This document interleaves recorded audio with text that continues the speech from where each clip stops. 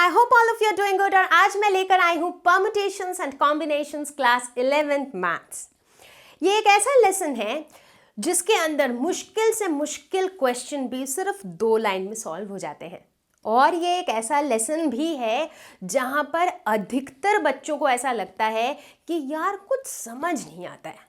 मतलब बुक में जितने फॉर्मूले दिए हुए हैं वो सारे मैंने पढ़ लिए, मैंने ये भी जान लिया है कि वो फॉर्मूला किस सिचुएशन में अप्लाई करना है, बट तब भी सवाल सॉल्व नहीं होते यार। तो इसीलिए आज हम क्या करने वाले हैं, हम फोकस फॉर्मूले पे बिल्कुल नहीं करेंगे, हम फोकस करेंगे लॉजिक पे, क्योंकि परम्यूटेशंस एंड कॉम्बिनेशंस का ये पूरा चैप्टर बिल्कुल पूरी तरह से लॉजिकल है। तो अगर आपको काउंटिंग आती है, नॉर्मल काउंटिंग 1 2 3 4 वाली, अगर आपको नॉर्मल काउंटिंग आती है और अगर आपको इसका लॉजिक समझ में आ जाता है, तो परम्यूटेशंस एंड कॉम्बिनेशंस के क्वेश्चन सॉल्व होंगे ऐसे। अगर आपको यकीन नहीं होता है तो इस पूरे वीडियो को देखो और उसके बाद आप अपने टेक्स्ट बुक से कुछ क्वेश्चंस ट्राई करो। ट्रस्ट मी, आप उनमें से अधिकतर क्वेश्चंस खुद बिना किसी हेल्प के सॉल्व कर पाओगे। ठीक है, so are we all ready? Let's get started. क्या आपके साथ कभी ऐसा हुआ है कि आप बड़े ही जोश में कहीं घूमने जा रहे हो, सारा सामान सूटकेस में पैक किया और चल दिए। जब आप अपने डेस्टिनेशन पे पहुंचे तो अचानक आपने रियलाइज किया कि यार मैं तो अपना सूटकेस का नंबर लॉक भूल चुका हूं। अब क्या करें? और उसी वक्त फोन आता है मम्मी का। मम्मी फोन पे कहती है कि यार मुझे तुम्हारा नंबर तो याद नहीं है, पासवर्ड तो याद नहीं है तुम्हारे सूटकेस का, लेकिन मुझे लगता है कि कुछ 2 3 4 टाइप का कुछ नंबर था। तो अब मम्मी डियर ने नंबर तो नहीं बताया, बट मम्मी ने एक बहुत अच्छा हिंट दे दिया हमें। मम्मी ने हमें डिजिट्स बता दिए जिन डिजिट से हमारा वो नंबर बन सकता है। अब हम क्या करेंगे भाई, सूटकेस खोलना तो बहुत ज़रूरी है। तो हम क्या करते हैं कि ये जो 3 डिजिट्स मम्मी ने बताए 2 3 और 4, इसके पॉसिबल कॉम्बिनेशंस बनाने लगते हैं कि यार मतलब इसको हम कितने तरीके से अरेंज कर सकते हैं। 2 3 4, 3 2 4, 3 4 2, 4 2 3, 4 3 2, एंड ये 4 3 2 में हमारा तुक्का लग गया और हमारा सूटकेस खुल गया। सूटकेस तो खुल गया, लेकिन अगर एक ऐसी ही सिचुएशन आए जहां पर ये जो पासवर्ड है ये एक 3 डिजिट नंबर ना होकर एक 9 डिजिट नंबर हो, राइट? उस केस में हम क्या करेंगे? उस केस में हमारे पास 9 ऐसे डिजिट्स होंगे जिनको घुमा फिरा के हमें एक 9 डिजिट का नंबर बनाना है। यार उसमें तो बहुत सारे ऑप्शंस बन जाएंगे, राइट? तो कुछ इसी तरह की बातें करेंगे हम आज इस वीडियो में परम्यूटेशंस एंड कॉम्बिनेशंस में। तो बेसिकली परम्यूटेशंस एंड कॉम्बिनेशंस में हम ये पढ़ते हैं कि अगर हमारे पास एक सेट ऑफ थिंग्स दी हुई हैं, थिंग्स मतलब नंबर्स हो सकते हैं, अल्फ़ाबेट्स हो सकते हैं, और अब अगर हमें ये जानना है कि ये जो चीज़ें दी हुई हैं इनको हम कितने तरीके से अरेंज कर सकते हैं, इनको कितने तरीके से इनके कॉम्बिनेशंस बना सकते हैं, तो वहाँ हम बात करते हैं परम्यूटेशंस एंड कॉम्बिनेशंस की। तो सबसे पहले मैं ये बता दूं कि परम्यूटेशंस एंड कॉम्बिनेशन ये 2 अलग वर्ड हैं, इनके मीनिंग्स अलग हैं और इनका यूसेज भी अलग है। तो हम वीडियो की शुरुआत ही करेंगे ये समझ के कि परम्यूटेशंस क्या होता है और कॉम्बिनेशन क्या होता है। जब भी हम बात करेंगे परम्यूटेशन की, वहां पर हमें 2 बातें याद रखनी है। पहली अरेंजमेंट और दूसरा ऑर्डर। तो परम्यूटेशन में हम क्या करते हैं कि जो भी हमारे पास सेट ऑफ थिंग्स दिया हुआ है, जो भी ऑब्जेक्ट्स हमें दिया हुआ है, उन्हें हम अरेंज करते हैं इन अ पर्टिकुलर ऑर्डर। तो यानी कि परम्यूटेशन में ऑर्डर का बहुत बड़ा रोल होता है। कुछ समझ आ रहा है? एग्जाम्पल लेते हैं। मान लेते हैं कि मैंने आपको 3 अल्फ़ाबेट्स दिए, A, T और C, ठीक है, और मैंने कहा कि इन 3 अल्फ़ाबेट्स को जो है तुम अलग अलग तरीके से अरेंज करके वर्ड्स बनाओ, ठीक है।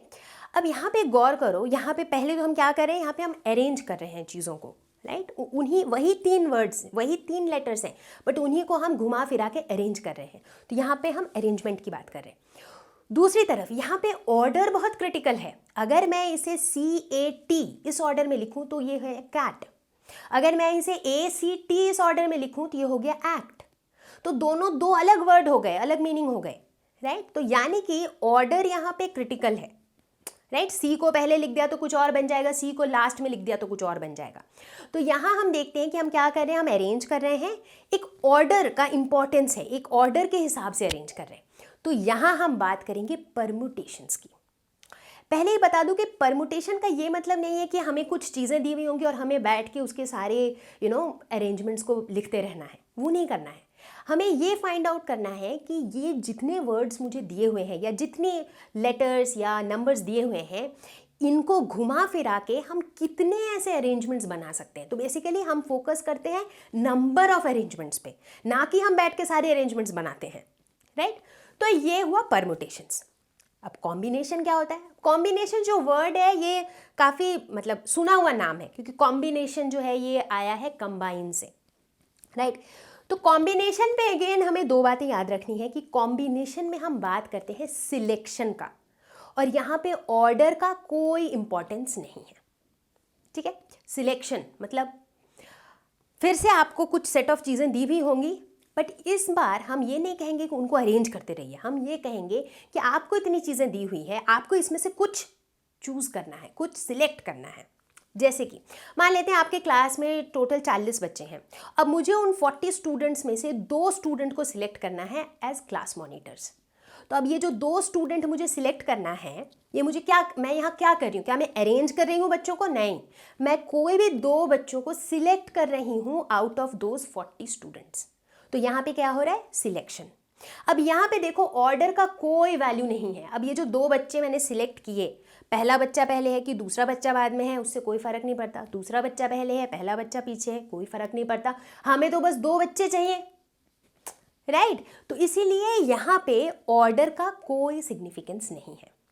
तो कुल मिला के हमने क्या समझा कि परमुटेशन मतलब अरेंजमेंट इन ऑर्डर, कॉम्बिनेशन मतलब सिलेक्शन विदाउट ऑर्डर।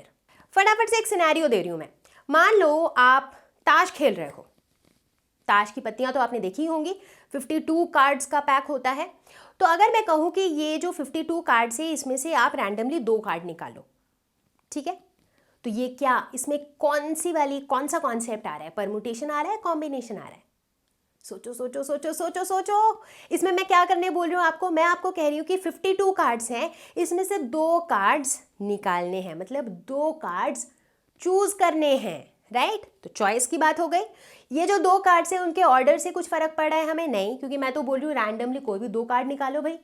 तो यानी कि ऑर्डर का भी कोई इंपॉर्टेंस नहीं है। तो यहाँ पे हम बात कर रहे हैं कॉम्बिनेशन का। तो ये एग्जाम्पल मैंने इसलिए दिया क्योंकि आगे जाके, अभी तो हम धीरे धीरे बहुत सारी चीज़ें पढ़ेंगे, आगे जाके हम देखेंगे कि कई बार ऐसा होता है कि रैंडमली आपके सामने एक क्वेश्चन दिया हुआ है, आपको क्वेश्चन पढ़ के ये समझ ही नहीं आ रहा है कि यार यहाँ परमुटेशन लगाएं या कॉम्बिनेशन, राइट। तो इसीलिए ये जो बेसिक चीज़ें ये बिल्कुल होना चाहिए क्रिस्टल क्लियर। तो किस तरह की बातें करेंगे, मतलब किस तरह के क्वेश्चंस के साथ हम डील करेंगे इस पूरे लेसन में, क्योंकि this lesson is all about question solving. कुछ थ्योरी तो है नहीं, तो हम इसमें सिर्फ क्वेश्चन सॉल्व करेंगे और मैं आपको अलग अलग टाइप के क्वेश्चन सॉल्व करने के अलग अलग टेक्निक्स बताती जाऊंगी, ठीक है। कुछ इस तरह की चीज़ें हम डील करेंगे, जैसे कि हो सकता है कि आपको कुछ डिजिट्स दिए हुए हैं, 3, 4, 5 टाइप के कुछ डिजिट्स दिए हुए हैं, आपको पूछे जाएंगे कि इन डिजिट्स के हेल्प से आप कितने 3 डिजिट नंबर बना सकते हो, कितने 5 डिजिट नंबर बना सकते हो। कई बार आपको कुछ अल्फ़ाबेट्स दिए हुए होंगे, बोला जाएगा कि भाई इनको कितने तरीके से हम अरेंज करके वर्ड्स बना सकते हैं। कई बार बोला जाएगा कि इनको ऐसे अरेंज करो कि हमेशा इसका जो पहला लेटर है वो आर ही हो, राइट। तो इस तरह के जो सवाल हैं ये हमारे सामने आएंगे और हम देखेंगे कि कैसे परमुटेशन एंड कॉम्बिनेशन के कॉन्सेप्ट से हम उन्हें फटाफट चुटकियों में सॉल्व करेंगे, 2-2 लाइन में सॉल्व करेंगे। तो परमुटेशंस एंड कॉम्बिनेशंस का जो ये कॉन्सेप्ट है ये एक बेसिक प्रिंसिपल पे बेस्ड है, जिसे हम कहते हैं बेसिक प्रिंसिपल ऑफ काउंटिंग। क्योंकि आपने देखा होगा, राइट, कि यहाँ पे आप आगे भी देखोगे कि हम जो भी चीज़ें पढ़ेंगे ना परमुटेशन कॉम्बिनेशन में, उसमें हम बेसिकली कुछ ना कुछ काउंट ही करते रहेंगे, राइट। ये बेसिक प्रिंसिपल जो है बड़ा ही इंपॉर्टेंट है सिंपल सी चीज़, बट बिल्कुल क्रिस्टल क्लियर होना चाहिए, वरना क्या होगा आगे जाके हम जब हम दूसरी चीज़ें पढ़ेंगे तो आपको कहीं ना कहीं इतना कॉन्फिडेंट फील नहीं होगा, राइट। तो इसीलिए बहुत ध्यान से समझना है। तो इसमें हम 2 चीज़ें समझेंगे। सबसे पहली वाली बात है मल्टीप्लिकेशन प्रिंसिपल। इसमें क्या होता है? इसमें ये होता है कि if there are m ways of doing one thing and n ways of doing another thing, then there are m into n ways of doing both the things. यानी कि अगर किसी एक काम को करने के m तरीके हैं, एक दूसरे काम को करने के n तरीके हैं, तो अगर हमें दोनों काम करना हो तो उसके m इंटू n तरीके हैं. तो चूंकि यहाँ पर हम मल्टीप्लाई करते हैं m इंटू n, इसीलिए इसका नाम है मल्टीप्लिकेशन प्रिंसिपल. ठीक है, समझ आया? नहीं, एग्जाम्पल के बिना समझ आता है क्या? चलो एग्जाम्पल लेते हैं. मान लेते हैं कि आप स्कूल जा रहे हो और मम्मा ने आपसे कहा है कि आप स्कूल में आज एक नया बॉटल और एक नया टिफ़िन बॉक्स लेके जा सकते हो. ऊपर से मम्मा ने ये ऑफर भी दिया है कि भाई मैंने कुछ ऑप्शंस रख दिए हैं टेबल पे, तो तुम खुद से चूज़ कर लो. ठीक है, अब टेबल पे ऑप्शंस कुछ ऐसे हैं कि आपके पास 3 बॉटल्स हैं, एक रेड, ग्रीन, ब्लू, और आपके पास 4 टिफ़िन बॉक्सेस हैं, red, green, blue and brown. ठीक है, तो आप इनमें से कोई भी एक बॉटल और एक टिफ़िन बॉक्स, ये दोनों चीज़ें चूज़ कर सकते हो. अगर मैं आपसे पूछूं कि आपके पास कितने सारे ऑप्शंस हैं टू चूज़ फ्रॉम, मतलब बेसिकली कितने चॉइसेस हैं. जाहिर सी बात है कि बॉटल्स 3 हैं, तो बॉटल चूज़ करने के आपके पास 3 ही तरीके हैं, या तो रेड या ग्रीन या फिर ब्लू. टिफ़िन बॉक्स कितने हैं? 4. तो टिफ़िन बॉक्स चूज़ करने के लिए भी आपके पास 4 ऑप्शन है, या तो रेड या ग्रीन या ब्लू या फिर ब्राउन.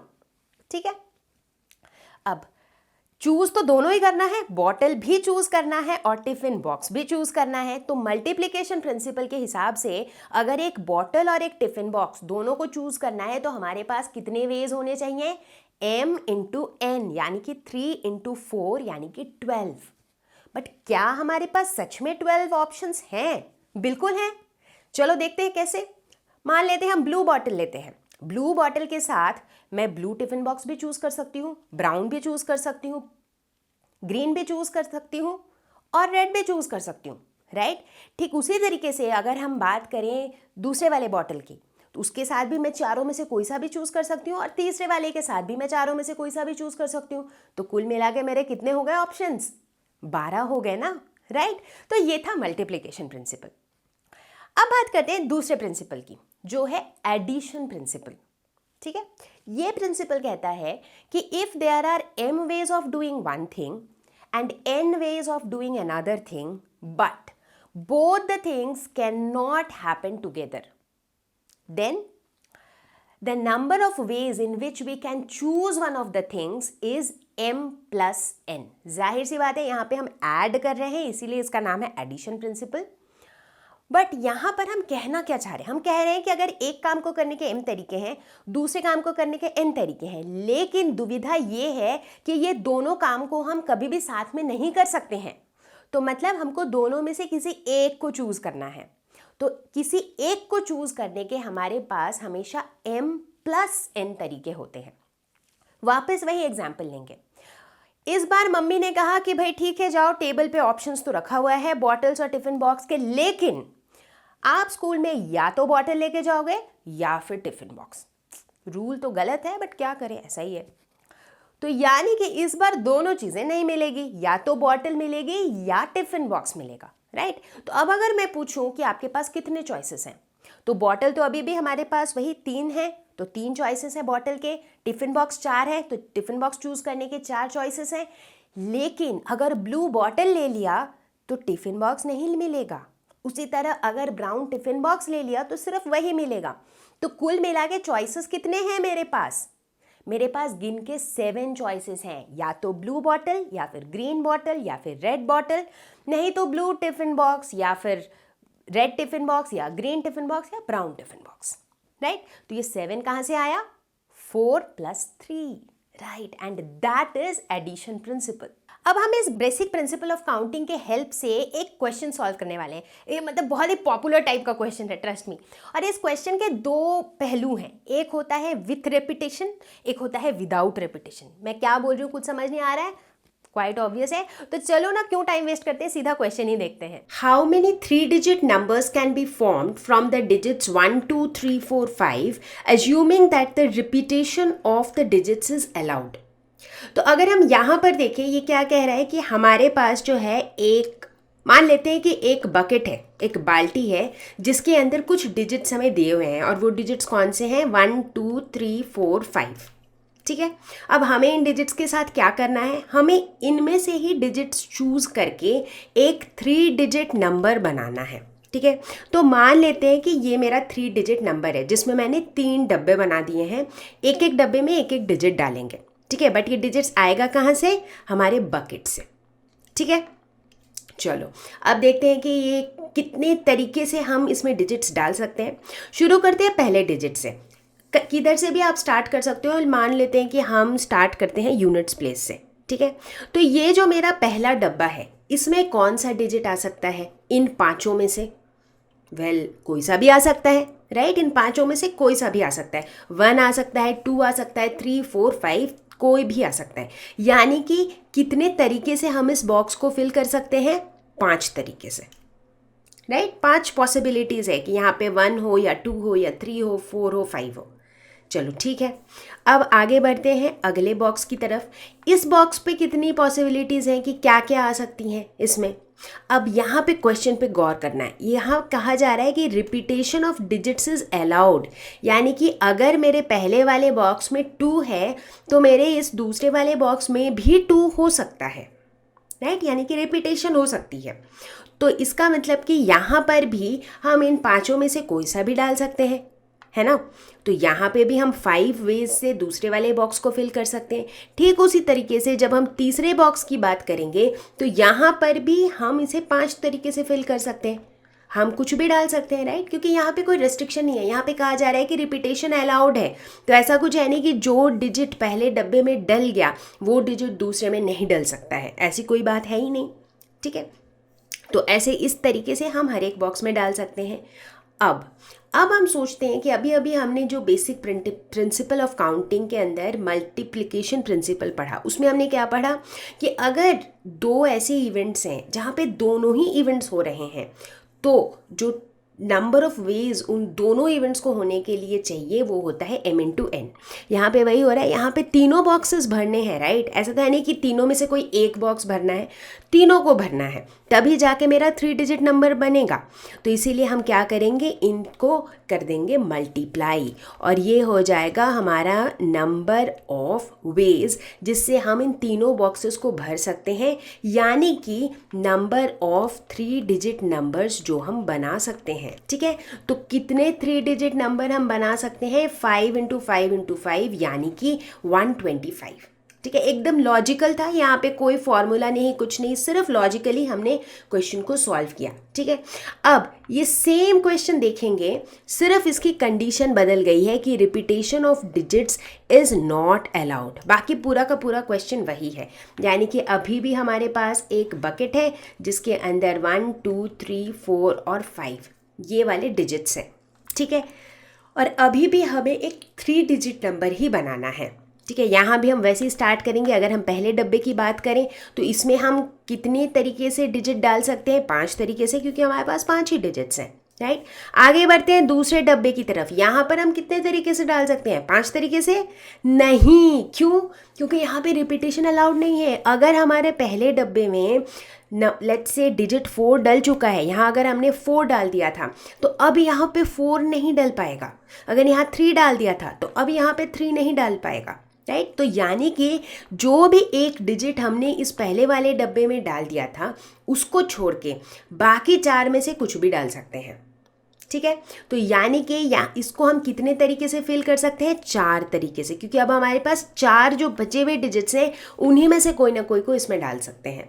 और ठीक उसी लॉजिक से जो हमारा तीसरा डब्बा है इसको हम 3 तरीके से भर सकते हैं, क्योंकि अब मेरे दो डिजिट्स हैं ना वो ऑलरेडी बुक हो चुके हैं पहले और दूसरे डब्बे में। तो इसीलिए अब इस वाले डब्बे के लिए हमारे जो बाकी 3 डिजिट्स बचे हैं उनमें से ही कोई हम डालेंगे, ठीक है। अब भरना तो तीनों डब्बा ज़रूरी है, यानी कि ये तीनों इवेंट्स का होना ज़रूरी है। तो इनको हम कर देंगे मल्टीप्लाई। तो कितने वेज हो जाएंगे? 4 × 3 12 × 5 60, यानी कि 60 is the number of 3 digit numbers. तो 63 डिजिट नंबर्स हम इन 5 डिजिट से बना सकते हैं सच दैट डिजिट्स की रिपीटेशन ना हो, ठीक है। आप सोच रहे होंगे कि ये हो क्या रहा है। चैप्टर तो स्टार्ट किया परमुटेशंस एंड कॉम्बिनेशंस, बट अभी तक जो भी हमने 2 क्वेश्चन सॉल्व किए हम तो नॉर्मल काउंटिंग के कॉन्सेप्ट से ही सॉल्व कर पा रहे हैं। तो इसमें परमुटेशन का काम क्या है, कॉम्बिनेशन का काम क्या है? अब मैं बताऊंगी कि इनका रोल क्या है। अभी तक जो 2 क्वेश्चन हमने सॉल्व किए उसमें क्या था, उसमें ये था कि भाई 3 डिजिट नंबर बनाना है और कुछ 4-5 नंबर्स दिए हुए हैं, उसी में से एक 3 डिजिट नंबर बनाना है। तो छोटे स्केल पे हम यूज़ कर रहे थे, तो इसीलिए हम फंडामेंटल प्रिंसिपल ऑफ काउंटिंग से बड़ी आसानी से सॉल्व कर ले रहे थे। यही अगर मैं कहूँ कि आपके बकेट में n नंबर्स हैं, यानी कि 1 2 3 4 5 6 7 8 n तक है, और आपको जो नंबर बनाना है वो लेटर से एक r डिजिट का नंबर बनाना है। अब r की वैल्यू कितनी है पता नहीं, ठीक है, एक लंबा सा बड़ा सा नंबर बनाना है, ठीक है।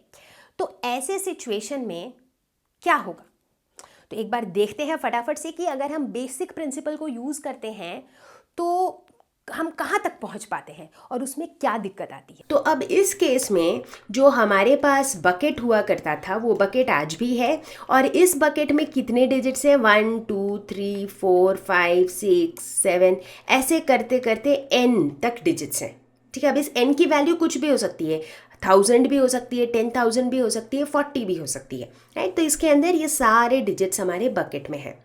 ठीक उसी तरीके से जो हमारे डब्बे थे, जिसमें जैसे पहले हमने देखा था 3 डिजिट नंबर बनाया तो 3 डब्बे थे, अभी r डिजिट नंबर है, अब इस r की वैल्यू भी हमें पता नहीं है, तो मैंने ऐसे ही रैंडमली कुछ डब्बे बना लिए हैं, राइट। मतलब बोलने का ये मतलब है कि अगर हमारे बकेट में डिजिट्स भी बहुत सारे हों और अगर ये जो बॉक्सेस हैं ना ये भी बहुत सारे हों, तो उस केस में सिचुएशन कैसा होगा, ठीक है।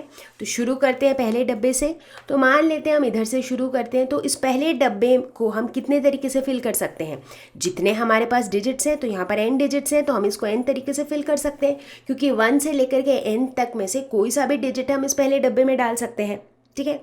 अब देखने वाली बात ये है कि ये सिनेरियो है विदाउट रिपीटेशन वाला, यानी कि रिपीटेशन अलाउड नहीं है। तो जो डिजिट इस पहले वाले डब्बे में डल गया वो अब दूसरे में नहीं डलेगा। तो यानी कि दूसरे को फिल करने के कितने तरीके होंगे, इस डब्बे को फिल करने के तरीके होंगे n-1, क्योंकि एक डिजिट तो पहले वाले में ब्लॉक हो गया है। उसी तरीके से जब हम इस तीसरे डब्बे की तरफ बढ़ेंगे तो ये हो जाएगा n-2, क्योंकि 2 डिजिट्स इन दोनों डब्बों में भर गए हैं। उसी तरह n-3, n-4, ऐसे करते करते करते करते जब हम rth वाले डब्बे पे पहुँचेंगे, ठीक है, तो इस rth वाले डब्बे को हम कितने तरीके से फिल कर सकेंगे, n-r नहीं, क्योंकि जब हम यहाँ पर, ये मेरा कितना नंबर डब्बा था, ये मेरा फर्स्ट डब्बा था, ये मेरा सेकंड डब्बा था, ये मेरा थर्ड डब्बा था। जब हम सेकंड डब्बे पे थे तो ये था n-1, जब हम थर्ड डब्बे पे थे तो ये था n-2, यानी कि जितना वाला डब्बा है उससे एक कम। यहाँ पे अगर थर्ड था तो ये n-2 था, तो यहाँ पे अगर ये rth डब्बा है तो ये क्या हो जाएगा, n-r-1। तो यानी कि इस rth डब्बे को हम n-r-1 तरीके से फिल कर सकते हैं, ठीक है। तो अब अगर यहाँ पर हमें निकालना हो number of r digit numbers, तो कितने टोटल नंबर ऑफ वेज है इस पूरे नंबर को बनाने के लिए, वही है हमारा number of r digit numbers. कितने r डिजिट नंबर्स बनेंगे, तो वो हम कैसे निकालेंगे, इन सब को कर देंगे मल्टीप्लाई, क्योंकि भरना तो सभी डब्बों का ज़रूरी है, तभी तो मेरा वो r डिजिट नंबर बनेगा, राइट। तो मतलब ये क्या हो जाएगा, ये हो जाएगा n into n-1 into n-2 into n-3 dot dot dot dot करते करते n-r+1। तो ये n-r-1 के अगर हम ब्रैकेट्स को हटा देंगे तो ये हो जाएगा n-r+1, ठीक है, ये हो गया। तो अब हम क्या देखते हैं कि ऐसे सिचुएशन में जहाँ पर मतलब थोड़ा लेंदी कैलकुलेशन इन्वॉल्व है, वो वहाँ पे क्या हो जा रहा है, मेरा जो ये वाला मेथड है ये थोड़ा लेंदी भी हो जा रहा है, थोड़ा सा कॉम्प्लिकेटेड भी हो जा रहा है। 2 डिजिट नंबर 3 डिजिट नंबर तक तो ठीक था, बट जब थोड़े से हम हाई लेवल पे जाएंगे तो ये थोड़ी चीज़ें कॉम्प्लेक्स हो जाएंगी। तो यहाँ प्रकट हुए परम्यूटेशंस।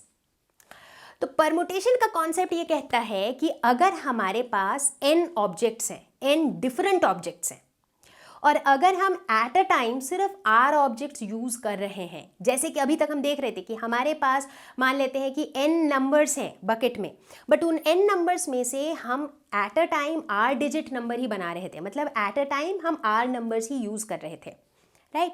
तो ऐसे केस में हम नंबर ऑफ परम्यूटेशंस को डिनोट करते हैं NPR से।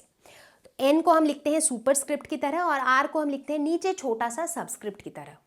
और इसे हम कैलकुलेट कैसे करते हैं, इसके लिए हमने एक मस्त वाला फॉर्मूला निकाल लिया जो है n factorial divided by n minus r factorial. यानी कि अगर हमें n और r की वैल्यू पता है तो हम फटाक से वन स्टेप में निकाल देंगे कि इसके नंबर ऑफ परम्यूटेशंस यानी कि नंबर ऑफ अरेंजमेंट्स कितने हो सकते हैं।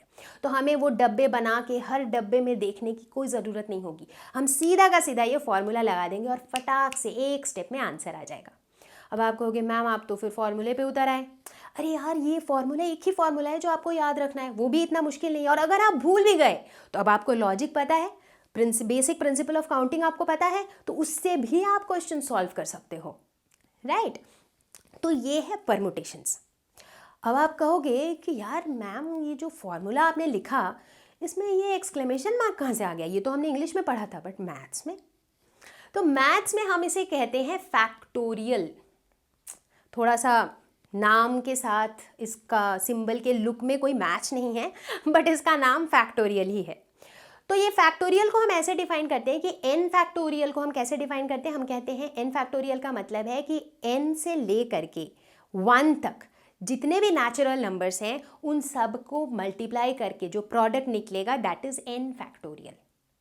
तो यानी कि n फैक्टोरियल को हम कैसे लिखेंगे, n factorial is equal to n into n minus one into n minus two into n minus three, ऐसे करते करते अप टू 1। तो अगर मैं बोलूँ 3 फैक्टोरियल इसका मतलब है 3 इंटू 2 इंटू 1। अगर मैं कहूँ 10 फैक्टोरियल इसका मतलब 10 into 9 into 8 into 7 into 6 into 5 into 4 into 3 into 2 into 1, right. तो जिस भी नंबर का फैक्टोरियल निकालेंगे वहाँ से हम मल्टीप्लाई करना शुरू करेंगे, उसका एक पीछे एक पीछे एक पीछे एक पीछे करते करते 1 तक पहुँच जाएंगे, ठीक है। बहुत ध्यान देने वाली बात है कि 0 का फैक्टोरियल होता है 1, क्योंकि जो फैक्टोरियल है वो हम जो लोएस्ट नेचुरल नंबर है यानी कि 1 वहीं तक ही कैलकुलेट करते हैं। तो 0 का फैक्टोरियल इज ऑल्सो 1। अब एक छोटा सा सवाल जो आपके दिमाग में आ सकता है कि मतलब ठीक है चलो ये तो समझ आया कि जो बेसिक प्रिंसिपल ऑफ काउंटिंग है उससे मतलब चीज़ें थोड़ी कॉम्प्लिकेट हो रही थी तो उसको ईजी बनाने के लिए हमने परमुटेशन का कॉन्सेप्ट इंट्रोड्यूस किया। बट अब परमुटेशन के कॉन्सेप्ट में ये फैक्टोरियल क्यों आया, क्योंकि हम देखेंगे कि जब हम permutations number of permutations actually निकालते हैं ना तो उनकी जो कैलकुलेशन होती है वो काफ़ी लंबी हो जाती है। तो अगर हम ये फैक्टोरियल का कॉन्सेप्ट यूज़ करते हैं तो हमारा कैलकुलेशन काफ़ी सिंप्लीफाई हो जाता है। जैसे जैसे आप क्वेश्चन सॉल्व करोगे तो आप देखोगे कि फैक्टोरियल के होने से आपकी लाइफ कितनी आसान हो गई है। अब इसी सिनेरियो का हम सिचुएशन देखते हैं कि अगर रिपीटेशन अलाउड हो तो क्या होगा। विथ रिपीटेशन सिचुएशन कैसा होगा, मतलब कि यहाँ पर भी जो मेरा बकेट है ना इसके अंदर वही वाले डिजिट्स हैं 1 2 3 4 5 से ले करके n तक। खूब सारे डिजिट्स भी हैं मेरे पास और खूब सारे डब्बे भी हैं, r डब्बे हैं, r नंबर ऑफ डब्बे हैं, ठीक है। लेकिन यहाँ पर क्या है कि डिजिट्स की रिपीटेशन अलाउड है। तो अगर हम इधर से शुरू करें पहले वाले डब्बे को हम कितने तरीके से फिल कर सकते हैं, n तरीके से, क्योंकि n डिजिट्स हैं। दूसरे वाले को कितने तरीके से फिल कर सकते हैं, n तरीके से, क्योंकि जो डिजिट पहले वाले में गया है वही डिजिट दूसरे में फिर से भी आ सकता है, क्योंकि यहाँ पे रिपीटेशन अलाउड है। तो बेसिकली इन सारे डब्बों को ही हम n तरीके से फिल कर सकते हैं, क्योंकि रिपीटेशन की कोई प्रॉब्लम यहाँ पर नहीं है, ठीक है। तो यानी कि जो टोटल नंबर ऑफ वेज हैं जिससे हम ये सारे r डब्बों को फिल कर सकते हैं वो क्या हो जाएगा, ये सारे n को हम कर देंगे मल्टीप्लाई, ठीक है। सो देयरफॉर जो number of r digit numbers होगा वो कितने हो जाएंगे, तो r डिजिट नंबर्स जो है वो हो जाएंगे n into n into n। कब तक मल्टीप्लाई करते रहेंगे, r टाइम्स तक। तो हम r टाइम्स तक मतलब r नंबर ऑफ n को हम मल्टीप्लाई करते रहेंगे, तो इसे हम क्या कहेंगे, n to the power r। तो कुल मिला के जो हमने परमुटेशन का पहला टाइप 1 प्रॉब्लम सीखा वो क्या है। पहले तो हमने एक चीज़ ये सीखी कि अगर हमारे पास n डिफरेंट ऑब्जेक्ट्स हैं जिसको हम r एट अ टाइम ले रहे हैं, जैसे अगर हमारे पास लेट्स से n डिजिट्स हैं जिससे हम r डिजिट नंबर्स बना रहे हैं, मतलब एक ही बार में हम r डिजिट्स ही ले रहे हैं, ठीक है। तो ऐसे केसेस में अगर रिपीटेशन अलाउड नहीं है उस केस में जो इसकी जो नंबर ऑफ परमुटेशंस होंगी जिसे हम डिनोट करते हैं NPR से, वो हो जाएगी n factorial divided by n minus r factorial, ठीक है। तो ये हमारा पहला केस होगा जहाँ पर रिपीटेशन नॉट अलाउड। ठीक है। और जो दूसरा केस हमने सीखा वो ये सीखा कि अगर इसी सिनेरियो में रिपीटेशन अलाउड होता है तो वैसे केस में क्या हो जाएगा, NPR, ये हो जाएगा n to the power r, ठीक है। और ये जो दोनों जो फॉर्मूले अभी हमने निकाले ये किस केस के लिए है, ये उस केस के लिए है अगर हमारे पास n डिफरेंट ऑब्जेक्ट्स हो। जैसे कि यहाँ पर हमने देखा ये जो डिजिट्स हैं ये सारे अलग अलग डिजिट है, 1 2 3 4 5 सारे डिफरेंट, सारे डिस्टिंक्ट डिजिट्स हैं, ठीक है। तो ये था हमारा परमुटेशन का टाइप 1। तो अब सबसे पहले क्या करेंगे, थोड़ी सी प्रैक्टिस करेंगे फैक्टोरियल निकालने की, क्योंकि हमने अभी अभी देखा कि भाई परमुटेशन के तो फॉर्मूले में ही फैक्टोरियल है, कहीं इस कैलकुलेशन में फंस गए फिर तो बहुत बुरा होगा, है ना। तो चलिए कुछ ट्राई करते हैं, जैसे कि 4 फैक्टोरियल माइनस 3 फैक्टोरियल, हम इसे कैसे कैलकुलेट करेंगे, सिंपल से है तो डायरेक्टली करेंगे। 4 फैक्टोरियल का मतलब है 4 से लेकर के 1 तक सारे डिजिट्स को मल्टीप्लाई करते जाएंगे, 4 into 3 into 2 into 1 minus 3 factorial मतलब 3 इंटू 2 इंटू 1, तो ये क्या हो जाएगा, 4 3 ज़ा 12, 12 2 ज़ा 24 माइनस 6 यानी कि 18, ठीक है। दूसरा वाला देखते हैं, 8 factorial divided by 6 factorial into 2 factorial. 8 factorial को हम क्या लिख सकते हैं, अब इसमें हम क्या ट्रिक लगाएंगे, जैसे अगर ऊपर एक 8 फैक्टोरियल है नीचे एक 6 फैक्टोरियल है, 8 फैक्टोरियल को हम ऐसे भी लिख सकते हैं 8 इंटू 7 इंटू 6 फैक्टोरियल, क्योंकि 7 के बाद तो क्या है, उसके बाद तो वही होगा 6 इंटू 5 इंटू 4 इंटू 3 इंटू 1, और वही है अपना नीचे 6 फैक्टोरियल भी। तो इतना लिखने से अच्छा है कि दोनों को हम कैंसिल कर देंगे, राइट। 2 फैक्टोरियल हो जाएगा 2 इंटू 1, तो ये 6 फैक्टोरियल कैंसिल हो जाएगा, 2 4 ज़ा 8, 7 4 ज़ा 28, तो 28 हमारा आंसर हो जाएगा। तो देख रहे हैं अगर हम फैक्टोरियल का यूज़ कर रहे हैं तो हमारी कैलकुलेशन भी थोड़ी सिंप्लीफाई हो जा रही है, राइट। तो एक और देखते हैं, evaluate n factorial by n minus r factorial when n is equal to 6 and r is equal to 2, तो ये हो जाएगा 6 फैक्टोरियल डिवाइडेड बाई 6 माइनस 2 का फैक्टोरियल, ये होगा 6 फैक्टोरियल बाई 6 माइनस 2 4 यानी कि 4 फैक्टोरियल।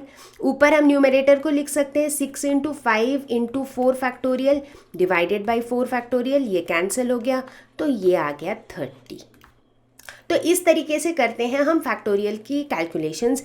एक बात याद रखना है कि बाकी तो सारे फैक्टोरियल आप इसी तरीके से निकालेंगे, 0 का जो फैक्टोरियल होता है दैट इज़ इक्वल टू 1। बहुत से बच्चे सोचते होंगे कि यार 0 से तो कुछ भी मल्टीप्लाई करो तो वो 0 ही हो जाता है, राइट। बट ये जो फैक्टोरियल का कॉन्सेप्ट हमने डिफाइन किया है, इसमें हम क्या कहते हैं कि जिस भी नंबर का हमें फैक्टोरियल निकालना है उस नंबर से शुरू करके हम कहाँ तक जाएंगे, 1 तक, 1 के नीचे हम नहीं जाएंगे। तो मतलब मल्टीप्लाई हम इसे लास्ट 1 तक ही करेंगे, उसके नीचे हम नहीं जाएंगे। तो इसीलिए जो फैक्टोरियल की जो मिनिमम वैल्यू पॉसिबल है दैट इज़ 1, तो इसीलिए 0 factorial is also equal to 1। यह आपको बहुत ज़्यादा ध्यान रखना है, क्योंकि अगर ये ध्यान में ना रहे तो बहुत सारी कैलकुलेशन में गड़बड़ हो सकती है। तो अब हम देखेंगे परमुटेशंस के टाइप 2 क्वेश्चंस। अब टाइप 2 पैटर्न में ऐसे वाले कुछ चीज़ें आती हैं जहां पर ये जो ऑब्जेक्ट्स हैं ये सारे डिफरेंट या फिर डिस्टिंक्ट नहीं होते हैं। जैसे अभी टाइप 1 में हमने जो भी पढ़ा उसमें हमने ये पढ़ा कि जो हमें ऑब्जेक्ट्स दी हुई होती हैं, जैसे कि अगर हमें नंबर्स दिया हुआ होता है तो इस तरह से दिया हुआ है 1 2 3 4 5 6, सारे अलग अलग नंबर्स हैं। अगर हमें अल्फ़ाबेट्स दिए हुए हैं ABCDE, सारे अलग अलग हैं, तो उनके लिए अभी तक हमने जो भी पढ़ा वो सारा एप्लीकेबल है। बट अगर मेरे पास नंबर्स ऐसे दिए हुए हों जैसे कि 1 1 2 3 4 4 4 4 5 5 5, यानी कि एक ऐसे सेट ऑफ नंबर्स दिए हैं जहाँ पे 2 1 है, जहाँ पे 4 4 है, जहाँ पे 3 5 है, राइट। तो उस केस में क्या होगा, क्या उस केस में हमारे अरेंजमेंट्स में चेंजेस आएंगे? आनी तो चाहिए, राइट। तो इसे थोड़ा डिटेल में देखते हैं। तो मान लेते हैं पहले मैं आपको 3 अल्फ़ाबेट्स देती हूँ M, A और T, और मैं कहती हूँ कि इसके कितने नंबर ऑफ परमुटेशंस होंगे, इसको हम कितने तरीके से अरेंज कर सकते हैं। तो ये एक ऐसा एग्जाम्पल है जहाँ पे मेरे तीनों ऑब्जेक्ट डिफरेंट है, M, A और T तीनों डिफरेंट है, राइट। तो जाहिर सी बात है अगर मैं इनके सारे अरेंजमेंट्स लिख भी लूँ तो मैं देखती हूँ कितने अरेंजमेंट्स बन रहे हैं, 6। In fact basic principle of counting का जो मेथड है उससे भी अगर हम देखें बॉक्सेस बना के, तो हम देखते हैं हम कितने पॉसिबिलिटीज़ बन रही हैं इसमें, 6 पॉसिबिलिटीज़, क्योंकि अगर पहले बॉक्स में मेरा ऑप्शन है कितने वेज में मैं पहला बॉक्स फिल कर सकती हूँ, 3 वेज में, तो दूसरा बॉक्स कितने वे में फिल करूँगी, 2 वेज में, तीसरा कितने वे में फिल करूँगी, 1 वे में, तो यानी कि टोटल 6 वेज। और वहीं अगर मैं परमुटेशन का फॉर्मूला भी लगाऊं जो कि है NPR यानी कि 3P3, क्योंकि हमारे पास यहाँ पे 3 लेटर्स दिए हुए हैं और हमें 3 लेटर का ही वर्ड बनाना है, so we are using 3 letters at a time. तो N की वैल्यू भी 3 है, R की वैल्यू भी 3 है, तो फॉर्मूले के हिसाब से भी इसका जो नंबर ऑफ परमुटेशंस आ रहा है वो है 6।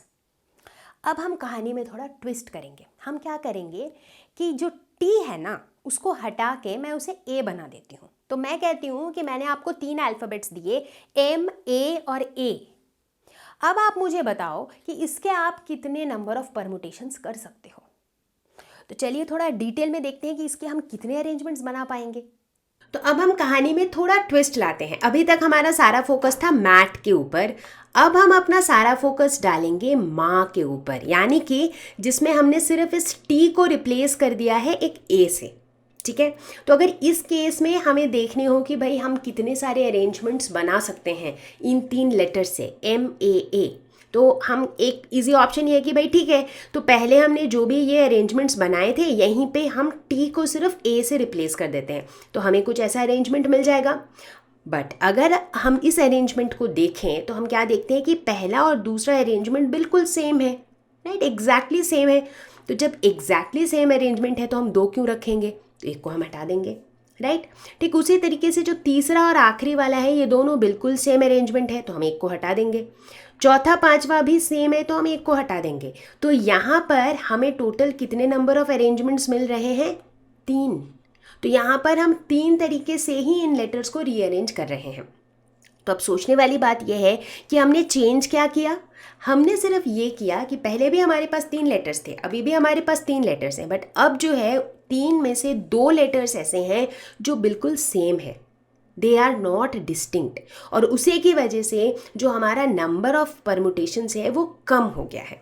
ठीक है, तो ऐसे वाले केसेस में यहाँ तो एक इजी सा एग्जांपल लिया जहाँ 3 लेटर्स हैं जिसमें से 2 रिपीटिंग है। अगर ऐसा कुछ हो कि भाई एक 15 लेटर का कोई वर्ड हो और उसमें कुछ 2-3 तरह के लेटर्स हों जो रिपीट कर रहे हों, तो वैसे केसेस में हम कैसे निकालेंगे नंबर ऑफ परमुटेशंस। तो अगर हम गौर करें यहाँ पर हुआ क्या है कि हमने जो परमुटेशन कैलकुलेट किया है वो बेसिकली कैसे किया है, एक तरीके से हमने हमारा जो n फैक्टोरियल है, n फैक्टोरियल हमें बताता है कि ठीक है अगर 3 लेटर का वर्ड है तो उन 3 लेटर्स को तुम n मतलब 3 नहीं, अगर n लेटर का एक वर्ड है तो उस n लेटर को तुम n फैक्टोरियल वेज से रीअरेंज कर सकते हो। ठीक है, तो वो n फैक्टोरियल यहाँ पर क्या होगा, यहाँ पर होगा 3 फैक्टोरियल। ठीक है, क्योंकि यहाँ पर ये 3 लेटर वर्ड है, मतलब हमारे पास 3 लेटर्स दिए हुए हैं। ठीक है, इसको हम यहाँ पे क्या कर रहे हैं, हम इसको डिवाइड कर दे रहे हैं 2 फैक्टोरियल से। क्यों, क्योंकि यहाँ पर 2 ऐसे लेटर्स हैं जो एग्जैक्टली सेम है। ठीक है, और किसी भी 2 लेटर को हम कितने तरीके से रीअरेंज कर सकते हैं, 2 फैक्टोरियल वेज से, इतने तरीके से कर सकते हैं, राइट। क्यों, क्योंकि वही डब्बे वाला कॉन्सेप्ट जो हमने पहले पढ़ा था, ये वाला जो कॉन्सेप्ट होता है कि अगर हमारे पास 2 लेटर वर्ड है तो 2 लेटर वर्ड को बनाने के लिए हमारे पास 2 डब्बे होंगे, तो पहले डब्बे में को हम कितने तरीके से फिल कर सकेंगे, 2 तरीके से फिल कर सकेंगे, दूसरे डब्बे को 1 तरीके से फिल कर सकेंगे, तो यानी कि 2 × 1 यानी कि 2 फैक्टोरियल, राइट, जो हमने डब्बा वाला कॉन्सेप्ट स्टार्टिंग में पढ़ा था। तो अब ये जो 2 लेटर्स को अरेंज करने के तरीके हैं वो है 2 फैक्टोरियल, बट यहाँ पर इस पर्टिकुलर सिनेरियो में चूंकि 2 लेटर बिल्कुल सेम है, इनके तो रीअरेंजमेंट की कोई बात आ ही नहीं रही है, इनका कोई रोल नहीं हो रहा है, इसीलिए हम इसे 2 फैक्टोरियल से डिवाइड कर दे रहे हैं। ठीक है, तो इस तरीके से आ रहा है हमारा ये कॉन्सेप्ट जहाँ पर कुछ कुछ ऑब्जेक्ट्स जो हैं वो डिस्टिंक्ट नहीं है बल्कि दे आर एग्जैक्टली सेम। ठीक है, क्लियर है यहाँ तक इस एग्जाम्पल के साथ। तो अब इसको और जेनरलाइज करते हैं। तो इससे हम कह सकते हैं कि the number of permutations of n objects where p objects are of same kind and rest are all different is given by n factorial by p fact। अब यहाँ पर हम एक एग्जाम्पल लेते हैं मैथमेटिक्स वर्ड का। तो मैथमेटिक्स एक ऐसा वर्ड है जिसमें हम देख रहे हैं कि काफ़ी सारे ऐसे अल्फ़ाबेट्स हैं जो रिपीट हो रहे हैं, जैसे कि M, जैसे कि A, जैसे कि T। तो चलिए इसे देखते हैं थोड़ा और ध्यान से। तो अगर हम इस एग्जाम्पल की बात करें मैथमेटिक्स, तो यहाँ पर टोटल नंबर ऑफ लेटर्स कितने हैं? 11, यानी कि 11। MATHEMATICS। तो टोटल हमारे पास 11 लेटर्स हैं, जिसका मतलब क्या है कि जो n की वैल्यू है वो है 11। ठीक है, चलो बढ़िया है। अब यहाँ पे रिपीट क्या हो रहा है? यहाँ पे एक तो A रिपीट हो रहा है। कितने A हैं? 2, मतलब A 2 बार रिपीट हो रहा है। T रिपीट हो रहा है, वो भी 2 बार। M रिपीट हो रहा है, वो भी 2 बार। तो ये सारे जो है ये मेरे रिपीटिंग अल्फ़ाबेट्स या फिर रिपीटिंग लेटर्स हैं। ठीक है, तो अब यहाँ पर आप नोटिस कर रहे होगे कि यार यहाँ तो एक लोचा और है। अभी तक हमने क्या देखा कि भाई ठीक है, एक सेट ऑफ ऑब्जेक्ट्स होता था, उसमें कोई एक ऐसा ऑब्जेक्ट होता था जो रिपीटिंग होता था। यहाँ पर तो हम देख रहे हैं कि भाई A भी रिपीटिंग है, T भी रिपीटिंग है, M भी रिपीटिंग है। तो ऐसे केस में हम क्या करेंगे? तो ऐसे केस में जब हमें इसके नंबर ऑफ परमुटेशंस निकालने हों या फिर नंबर ऑफ रीअरेंजमेंट्स, जो भी आप कह लो, उसे अगर हमें निकालना हो तो हम क्या कहेंगे? हम कहेंगे n फैक्टोरियल तो लिखेंगे ही ऊपर, यानी कि 11 का फैक्टोरियल डिवाइडेड बाई A कितनी बार है, कितनी बार रिपीट हो रहा है? 2 बार, तो डिवाइडेड बाई 2 फैक्टोरियल। T भी रिपीट हो रहा है 2 बार, तो डिवाइडेड बाई 2 फैक्टोरियल भी। और M भी रिपीट हो रहा है 2 बार, तो डिवाइडेड बाई M फैक्टोरियल भी। तो जब कभी भी एक से ज़्यादा टाइप ऑफ ऑब्जेक्ट्स जो है वो रिपीटिंग होते हैं, क्योंकि ये सारे सेम टाइप के ऑब्जेक्ट्स तो है नहीं, सब अलग अलग हैं। A अलग है, T अलग है, M अलग है। तो जितने भी टाइप के ऑब्जेक्ट्स रिपीट हो रहे हैं उन सब के फैक्टोरियल को हमें डिवाइड कर देना है। लॉजिक वही है, क्योंकि दो A है, राइट? तो 2 A को आपस में रीअरेंज करने के कितने तरीके हैं? 2 फैक्टोरियल। बट वो जो रीअरेंजमेंट है इस केस में कुछ काम नहीं आएगा, क्योंकि दोनों एग्जैक्टली सेम है। इसीलिए हमने ये टोटल नंबर ऑफ परमुटेशन से उनको डिवाइड कर दिया। उसी तरीके से T का, उसी तरीके से M का। ठीक है, तो यानी कि अब हम थोड़े से और जनरलाइज्ड स्टेट में आ चुके हैं। तो फाइनली कुल मिला के हमने ये देखा कि परमुटेशन के ये जो टाइप 2 वाले क्वेश्चंस है, जहां पर सारे ऑब्जेक्ट्स डिफरेंट नहीं होते हैं, वहां पर कुल मिला के हम इस रूल का अप्लाई कर सकते हैं कि the number of permutations of n objects, जहां पर P1 objects are of one kind, P2 objects are of one kind, P3 objects are of another kind, तो उस केस में नंबर ऑफ परमुटेशंस हो जाएगा n factorial divided by P1 factorial, P2 factorial, P3 factorial and so on. इतना ही नहीं, अब इस concept के बेसिस पे एक क्वेश्चन को भी करते हैं अटेम्प्ट। तो परमुटेशन का टाइप 2 वाले क्वेश्चंस का एक सवाल ट्राई करेंगे। टाइप 2 हमारा क्या था कि all objects are not distinct, सारे डिफरेंट डिफरेंट ऑब्जेक्ट्स जब नहीं होते हैं तब क्या होता है। तो यहाँ हमारे पास एक क्वेश्चन है कि in how many ways can 4 red, 3 yellow and 2 green discs be arranged in a row if the discs of the same color are indistinguishable। जाहिर सी बात है कि भाई अगर लाल लाल डिस्क को एक के साथ एक रख देंगे तो वो अलग से दिखेंगे ही नहीं, राइट? तो हम कितने तरीके से इन्हें अरेंज कर सकते हैं ताकि वो दिखें भी, राइट? तो यहाँ पे हमारे पास टोटल नंबर ऑफ डिस्क्स कितने हैं? 4 + 2 + 3। ठीक है, तो टोटल जो नंबर है हमारे पास कितने हैं? 9। तो बेसिकली ये 9 क्या है? ये 9n की वैल्यू है। ठीक है ना? तो फिर जो रिक्वायर्ड नंबर ऑफ वेज होगा इस अरेंजमेंट के लिए वो क्या हो जाएगा? n फैक्टोरियल, यानी कि 9 फैक्टोरियल डिवाइडेड बाई क्या, कौन सी चीज़ें रिपीट हो रही है और कितनी बार? रेड रिपीट हो रहा है 4 बार, तो डिवाइडेड बाई 4 फैक्टोरियल, क्योंकि ये जो 4 डिस्क हैं इनको आपस में अरेंज करने के 4 फैक्टोरियल तरीके होंगे। ये जो 3 डिस्क है इनको आपस में अरेंज करने के 3 फैक्टोरियल तरीके होंगे। ये 2 डिस्क को आपस में अरेंज करने के 2 फैक्टोरियल तरीके होंगे। तो इसीलिए 9 फैक्टोरियल को हम डिवाइड कर देंगे 4 फैक्टोरियल, 3 फैक्टोरियल और 2 फैक्टोरियल से। ठीक है, तो इसे हम आराम से कैलकुलेट कर सकते हैं। तो इसे हम कैसे करेंगे? 9 × 8 × 7 × 6 × 5 × 4 फैक्टोरियल, क्योंकि नीचे 4 फैक्टोरियल है और हम कैंसिल करना चाह रहे हैं, राइट? तो यहाँ पर ये कैंसिल हो जाएगा। ठीक है, 3 फैक्टोरियल क्या होता है? 3 × 2 × 1 यानी कि 6, तो 3 फैक्टोरियल को 6 के साथ कैंसिल करेंगे। 2 फैक्टोरियल तो होता है 2, तो 2 जो है इधर 2 × 4 = 8, यानी कि 1260। तो इसका मतलब है कि 1 to 6 0 तरीके से हम ये जो हमारे पास टोटल 9 डिस्क्स हैं इनको अरेंज कर सकते हैं। ठीक है, समझ आ रहा है कि कैसे हम ये लॉजिक को अप्लाई करेंगे। तो सबसे इंपॉर्टेंट चीज़ यहाँ पे क्या है, क्वेश्चन को समझना। अब हम आ पहुंचे हैं परमुटेशंस के टाइप 3 वाले क्वेश्चंस पे।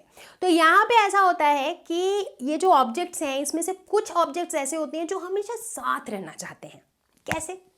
जैसे मान लेते हैं कि मैंने आपको एक वर्ड दिया से डॉटर, ठीक है, इसमें बहुत सारे अल्फ़ाबेट्स हैं।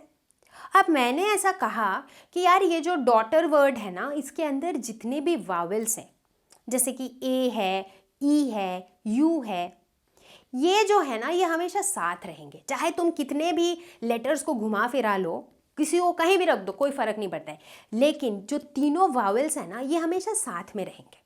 चाहे वो पहले रहे, आखिरी में रहे, बीच में रहे, कहीं भी रहे, बट तीनों साथ में रहेंगे। तो कई बार हमें इस पैटर्न के क्वेश्चंस मिलते हैं जहाँ पे हम कहते हैं कि ऑब्जेक्ट्स में से कुछ ऑब्जेक्ट्स जो हैं वो साथ रहेंगे। तो इसमें हम क्या लॉजिक लगाते हैं, इसमें हम कहते हैं कि ठीक है रहने दो साथ में। तो जिन्हें साथ में रहना है उन्हें हम एक सिंगल यूनिट मान लेते हैं। मतलब जैसे डॉटर के केस में जो तीनों वावल्स हैं, हम कहेंगे कि वो तीनों वावल्स जो है वो एक ही डब्बे के अंदर है and that is behaving like one letter. ऐसा एज्यूम करके हम इस तरह के क्वेश्चन को सॉल्व करते हैं। कैसे, चलो देखते हैं। तो इस केस में हमारे पास ये वर्ड है डॉटर और कंडीशन क्या है कि all vowels should occur together. Vowels क्या होते हैं, ए ई आई ओ यू, ये होते हैं हमारे वावल्स। अब देखते हैं कि इस लेटर के अंदर कौन कौन से वावल्स हैं, राइट। मतलब ये जो वर्ड है डॉटर, इसके अंदर कौन कौन से वावल्स हैं। ठीक है, तो एक बार हम डॉटर को फिर से अलग से लिख लेते हैं। तो मान लेते हैं कि यहाँ पे लिखते हैं, ठीक है। तो इसके अंदर एक वावल है ए, एक है यू, एक है ई। तो हमारे पास ये 3 वावल्स हैं, ठीक है। और हम क्या चाहते हैं कि ये जो तीनों वावल्स हैं ये हमेशा साथ में रहे, ठीक है। तो इसको कैसे विजुअलाइज कर सकते हैं, मान लेते हैं कि ये जो तीनों चीज़ें जिसको हम साथ में रखना चाहते हैं, तो ये जो टाइप 3 वाले प्रॉब्लम है ना, जहाँ पर भी आपको क्वेश्चन कहेगा कि भाई इनको साथ में रहना है, इस टाइप वाले जब भी क्वेश्चन रहेंगे तो आपको यही वाला अप्रोच फॉलो करना है। हम क्या कहेंगे कि ठीक है जिनको साथ में रहना है उसको फिर हम एक सिंगल यूनिट एज्यूम कर लेते हैं, क्योंकि उनको तो हमेशा साथ ही रहना है, राइट। तो हम क्या एज्यूम करेंगे कि यानी कि हम ऐसे सोचेंगे कि भाई ये जो ए यू और ई है ये साथ में है, तो ये एक साथ है ए यू और ई। ये मैं बस समझाने के लिए ये बना रही हूँ, आपको एग्ज़ाम वगैरह में इसको नहीं बनाना है। तो अगर इसको मैंने साथ में डाल दिया तो इसके अलावा मेरे पास और कौन कौन से अल्फ़ाबेट्स बच गए, D G H T R, ठीक है। अब इस पूरे को जो है मैं एक यूनिट मान के चलूँगी, मतलब ये पूरा एक अल्फ़ाबेट के जैसा बिहेव करेगा मेरे लिए, ठीक है ना। तो अब मेरे पास टोटल कितने अल्फ़ाबेट्स हैं, एज इन अगर मुझे टोटल नंबर ऑफ वेज निकालना है जो कि n फैक्टोरियल होता है, तो वो n की वैल्यू कितनी हो जाएगी, 1 2 3 4 5 6, ठीक है ना। तो हम क्या कह सकते हैं कि 6 फैक्टोरियल नंबर ऑफ वेज हो जाएगा, 6 factorial ways to arrange these 6 units. अभी हम वर्ड यूनिट यूज़ कर रहे हैं क्योंकि ये जो है ए यू ई ये एक यूनिट है, तो हम मान रहे डी भी एक यूनिट है, जी एक यूनिट है। इनको हम 6 फैक्टोरियल वेज में अरेंज कर सकते हैं, ठीक है। चलो इतना तो क्लियर हो गया। लेकिन अब क्वेश्चन ये उठता है कि ये जो 3 हमारे वावल्स थे जिसको मैंने एक यूनिट मान लिया है, अभी तो मान लिया है, बट एक्चुअली उनके भी तो आपस के अरेंजमेंट्स हो सकते हैं, राइट। मतलब ऐसा ज़रूरी नहीं है कि हमेशा ए यू ई रहेगा, ऐसा भी हो सकता है कि भाई यू ए ई रहे साथ में या ई ए यू रहे साथ में। मतलब ये जो 3 जो अल्फ़ाबेट्स हैं, जो 3 वावल्स हैं, इनके आपस के भी बहुत सारे पॉसिबल अरेंजमेंट्स होंगे। और कितने ऐसे अरेंजमेंट्स होंगे, 3 फैक्टोरियल वेज होंगे, क्योंकि 3 वावल्स हैं हमारे पास। तो हम कह सकते हैं कि 3 factorial ways to arrange the 3 vowels. मतलब एक यूनिट के अंदर जो 3 वावल्स हैं उनको हम 3 फैक्टोरियल वेज से अरेंज कर सकते हैं, ठीक है।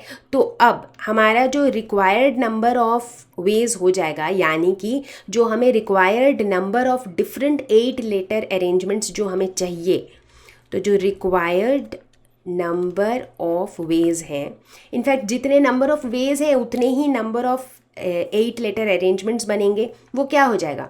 वो हो जाएगा 6 फैक्टोरियल मल्टीप्लाइड बाई 3 फैक्टोरियल।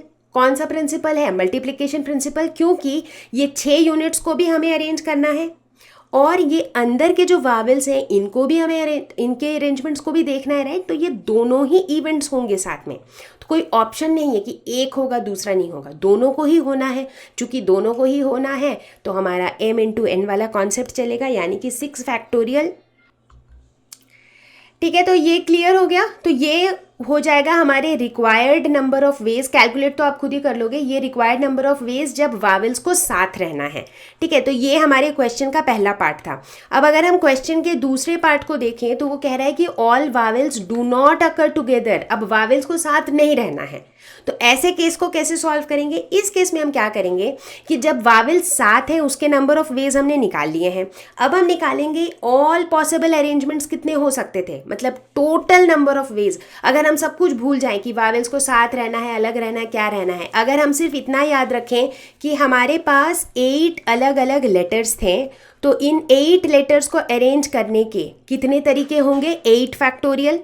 और अब इस 8 फैक्टोरियल में से हम क्या सब्ट्रैक्ट कर देंगे? उतने वेज जब ये वावल्स साथ में थे, यानी कि 8 फैक्टोरियल्स में से हम माइनस कर देंगे 6 फैक्टोरियल इंटू 3 फैक्टोरियल।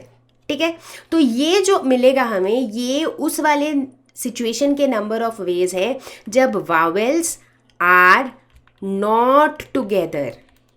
तो लॉजिक आपको समझ में आ गया। पहले हमने क्या किया? पहले हमने निकाला नंबर ऑफ वेज, कितने तरीके से हम रीअरेंजमेंट्स कर सकते हैं जब वावल्स को साथ ही होना है, तो वो था 6 फैक्टोरियल इंटू 3 फैक्टोरियल। अब हमें निकालना है कि भाई वावल्स साथ ना हो, वो कैसे निकालेंगे? पहले हम निकालेंगे total possible ways. Total possible ways मतलब हम भूल जाएंगे कि वावल्स को साथ में रहना है नहीं रहना है, सब भूल जाएंगे। हम देखेंगे ठीक है 8 लेटर्स है, तो यानी कि इसे हम कितने तरीके से अरेंज कर सकते हैं? 8 फैक्टोरियल। और इसमें से हम सब्ट्रैक्ट कर देंगे उतने वाले वेज जब वावल्स साथ है, तो यानी कि जो बचेगा वो मेरा क्या हो जाएगा? वो उतने नंबर ऑफ वेज हो जाएंगे जब vowels are not together, right. This is the simple logic. तो ये लॉजिक को आपको समझना है, क्योंकि जब भी ये ऑब्जेक्ट्स अकर टुगेदर वाला कॉन्सेप्ट आता है तो उसमें ये 2 ही तरह के क्वेश्चंस आपको पूछे जाते हैं। एक वो जब वो कहेंगे कि कुछ चीज़ों को साथ में रहना है, दूसरा वो जब वो कहेंगे कि कुछ चीज़ों को साथ में नहीं रहना है। ठीक है, तो ट्राई करते हैं एक क्वेश्चन टाइप 3 वाले प्रॉब्लम का। इन how many of the distinct permutations of the letters in Mississippi do the 4 eyes not come together, यानी कि चारों आई जो है वो साथ में ना हो। अभी मैंने क्या बताया था ट्रिक कि जब भी कोई भी चीज़ें साथ में ना हो वाला निकालना होता है तो हम क्या करते हैं? सबसे पहले हम निकालते हैं कि भाई total number of permutations of all the letters कितना होगा। ये भूल के कि भाई आई को साथ रहना है नहीं रहना है, सब कुछ भूल के जो टोटल नंबर ऑफ परमुटेशंस होगा पहले वो निकालना है। उसके बाद निकालना है कि अगर चारों आई साथ में होंगे तो कितने परमुटेशंस होंगे, और फिर दोनों को सब्ट्रैक्ट कर देंगे तो निकल जाएगा कि चारों आई जब साथ में नहीं होंगे तो उसके नंबर ऑफ परमुटेशंस कितने होंगे। ठीक है, ये रहेगा हमारा लॉजिक। तो हमारा जो स्टेप 1 है वो क्या है? Number of permutations of the letters of this word. इसमें कितने लेटर्स हैं? 1 2 3 4 5 6 7 8 9 10 11। तो number of permutation of 11 letters in this word with, इसमें कुछ कुछ रिपीटिंग भी है, with 4 I's, 4 S and 2 P's. तो ये जो है ये मेरे रिपीटिंग लेटर्स है। तो इसका क्या हो जाएगा? टोटल नंबर ऑफ लेटर्स क्या है? n फैक्टोरियल डिवाइडेड बाय क्या हो जाएगा? कितने कितने रिपीट हो रहे हैं? आई रिपीट हो रहे हैं 4 बार, एस रिपीट हो रहे हैं 4 बार, पी रिपीट हो रहे हैं 2 बार। तो ये हो जाएगा मेरा टोटल नंबर ऑफ परमुटेशंस। ठीक है, मैं कैलकुलेशंस नहीं कर रही हूँ because that will waste a lot of time, वो आप खुद से भी कर सकते हो। ठीक है, तो ये हो गया टोटल नंबर ऑफ परमुटेशन। अब मेरा स्टेप 2 क्या है? अब मुझे निकालना है नंबर ऑफ परमुटेशंस जब 4 आईज टुगेदर हों, 4 आई जो है जब वो साथ में हो तो उसका परमुटेशन निकालना है। तो इसका मतलब है हम कुछ ऐसा एज्यूम करेंगे कि ये जो 4 आई है वो एक सिंगल यूनिट है, इसको हम एक सिंगल यूनिट मानेंगे। तो अगर 4i को हटा दें तो हमारे पास क्या बचा, एक m बचा, 4s बचा और 2p बचा। ठीक है, ये लेटर्स हमारे पास बचे। इसका ये मतलब नहीं है कि मैं कह रही हूँ कि s साथ में होंगे, p साथ में होंगे, मैं ऐसा कुछ नहीं कह रही हूँ। मैं सिर्फ कह रही हूँ कि ये 4i साथ में होंगे तो इसको हम एक यूनिट मानेंगे। ठीक है, तो इसको हम एक काउंट करेंगे तो अब हमारे पास टोटल कितने यूनिट्स हैं, 1 2 3 4 5 6 7 8। ठीक है, तो इस केस में जो नंबर ऑफ परमुटेशंस होगा वो कितना हो जाएगा, इस केस में ऊपर का जो n फैक्टोरियल है वो हो जाएगा 8 फैक्टोरियल, क्योंकि इन चारों को हम एक ही यूनिट मानेंगे, डिवाइडेड बाय, यहाँ पे भी रिपीटेशन तो है ही, जैसे s जो है वो 4 बार रिपीट हो रहा है, p 2 बार रिपीट हो रहा है, तो हो जाएगा 4 फैक्टोरियल 2 फैक्टोरियल। ठीक है, यहाँ पे i के रिपीटेशन को हम कंसिडर ही नहीं करेंगे क्योंकि चारों i को तो हमने एक ही यूनिट मान रखा है, राइट। तो ये हो जाएगा मेरा नंबर ऑफ परमुटेशंस जब 4 i's टुगेदर है।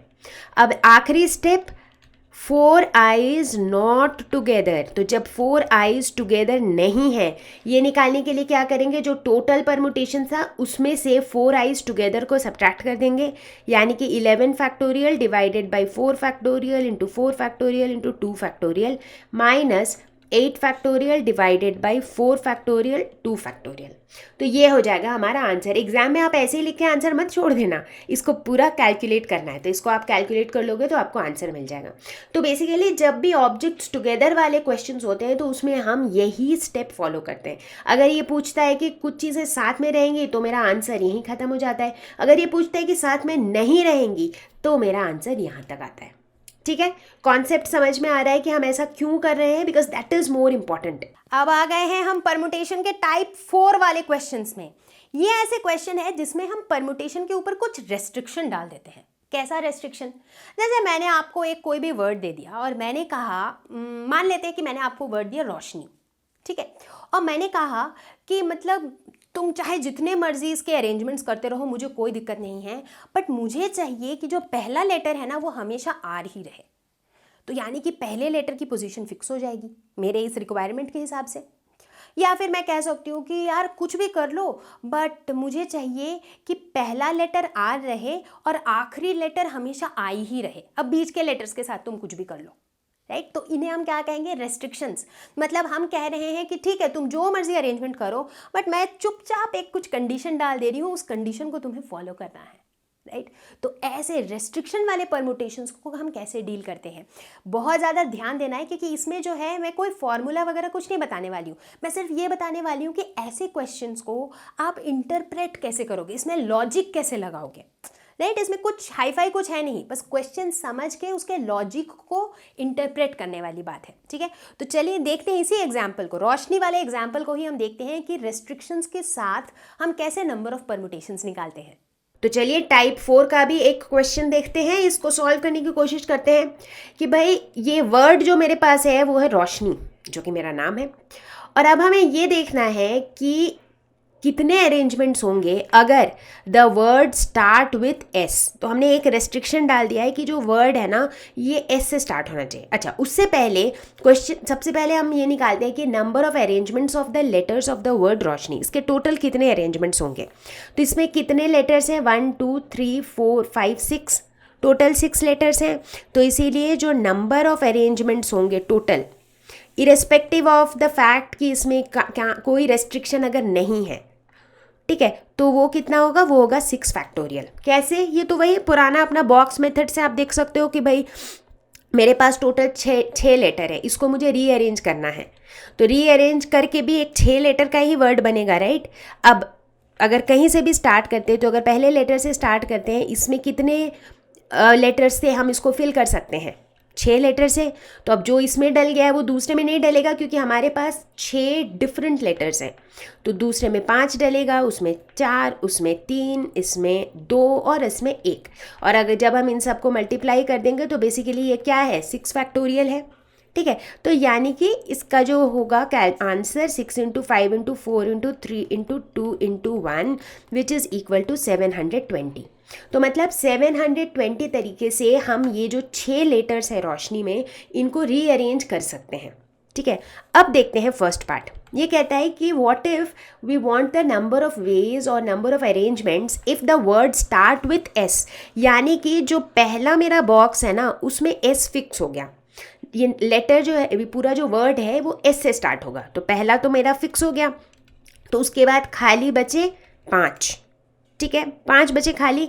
तो अब ये अगले वाले को हम कितने तरीके से फिल कर सकते हैं, अब एस तो मेरा जा चुका है इसमें से, तो मेरे पास कितने लेटर्स बचे हैं 5, तो इसको हम 5 तरीके से फिल कर सकते हैं, इसको 4 तरीके से, इसको 3, इसको 2 और इसको 1, राइट। तो यानी कि इसको इस केस में जो मेरे नंबर ऑफ परम्यूटेशंस होंगे जब the word is starting with S वो हो जाएगा 5 फैक्टोरियल, यानी कि 5 into 4 into 3 into 2 into 1 which is equal to 120।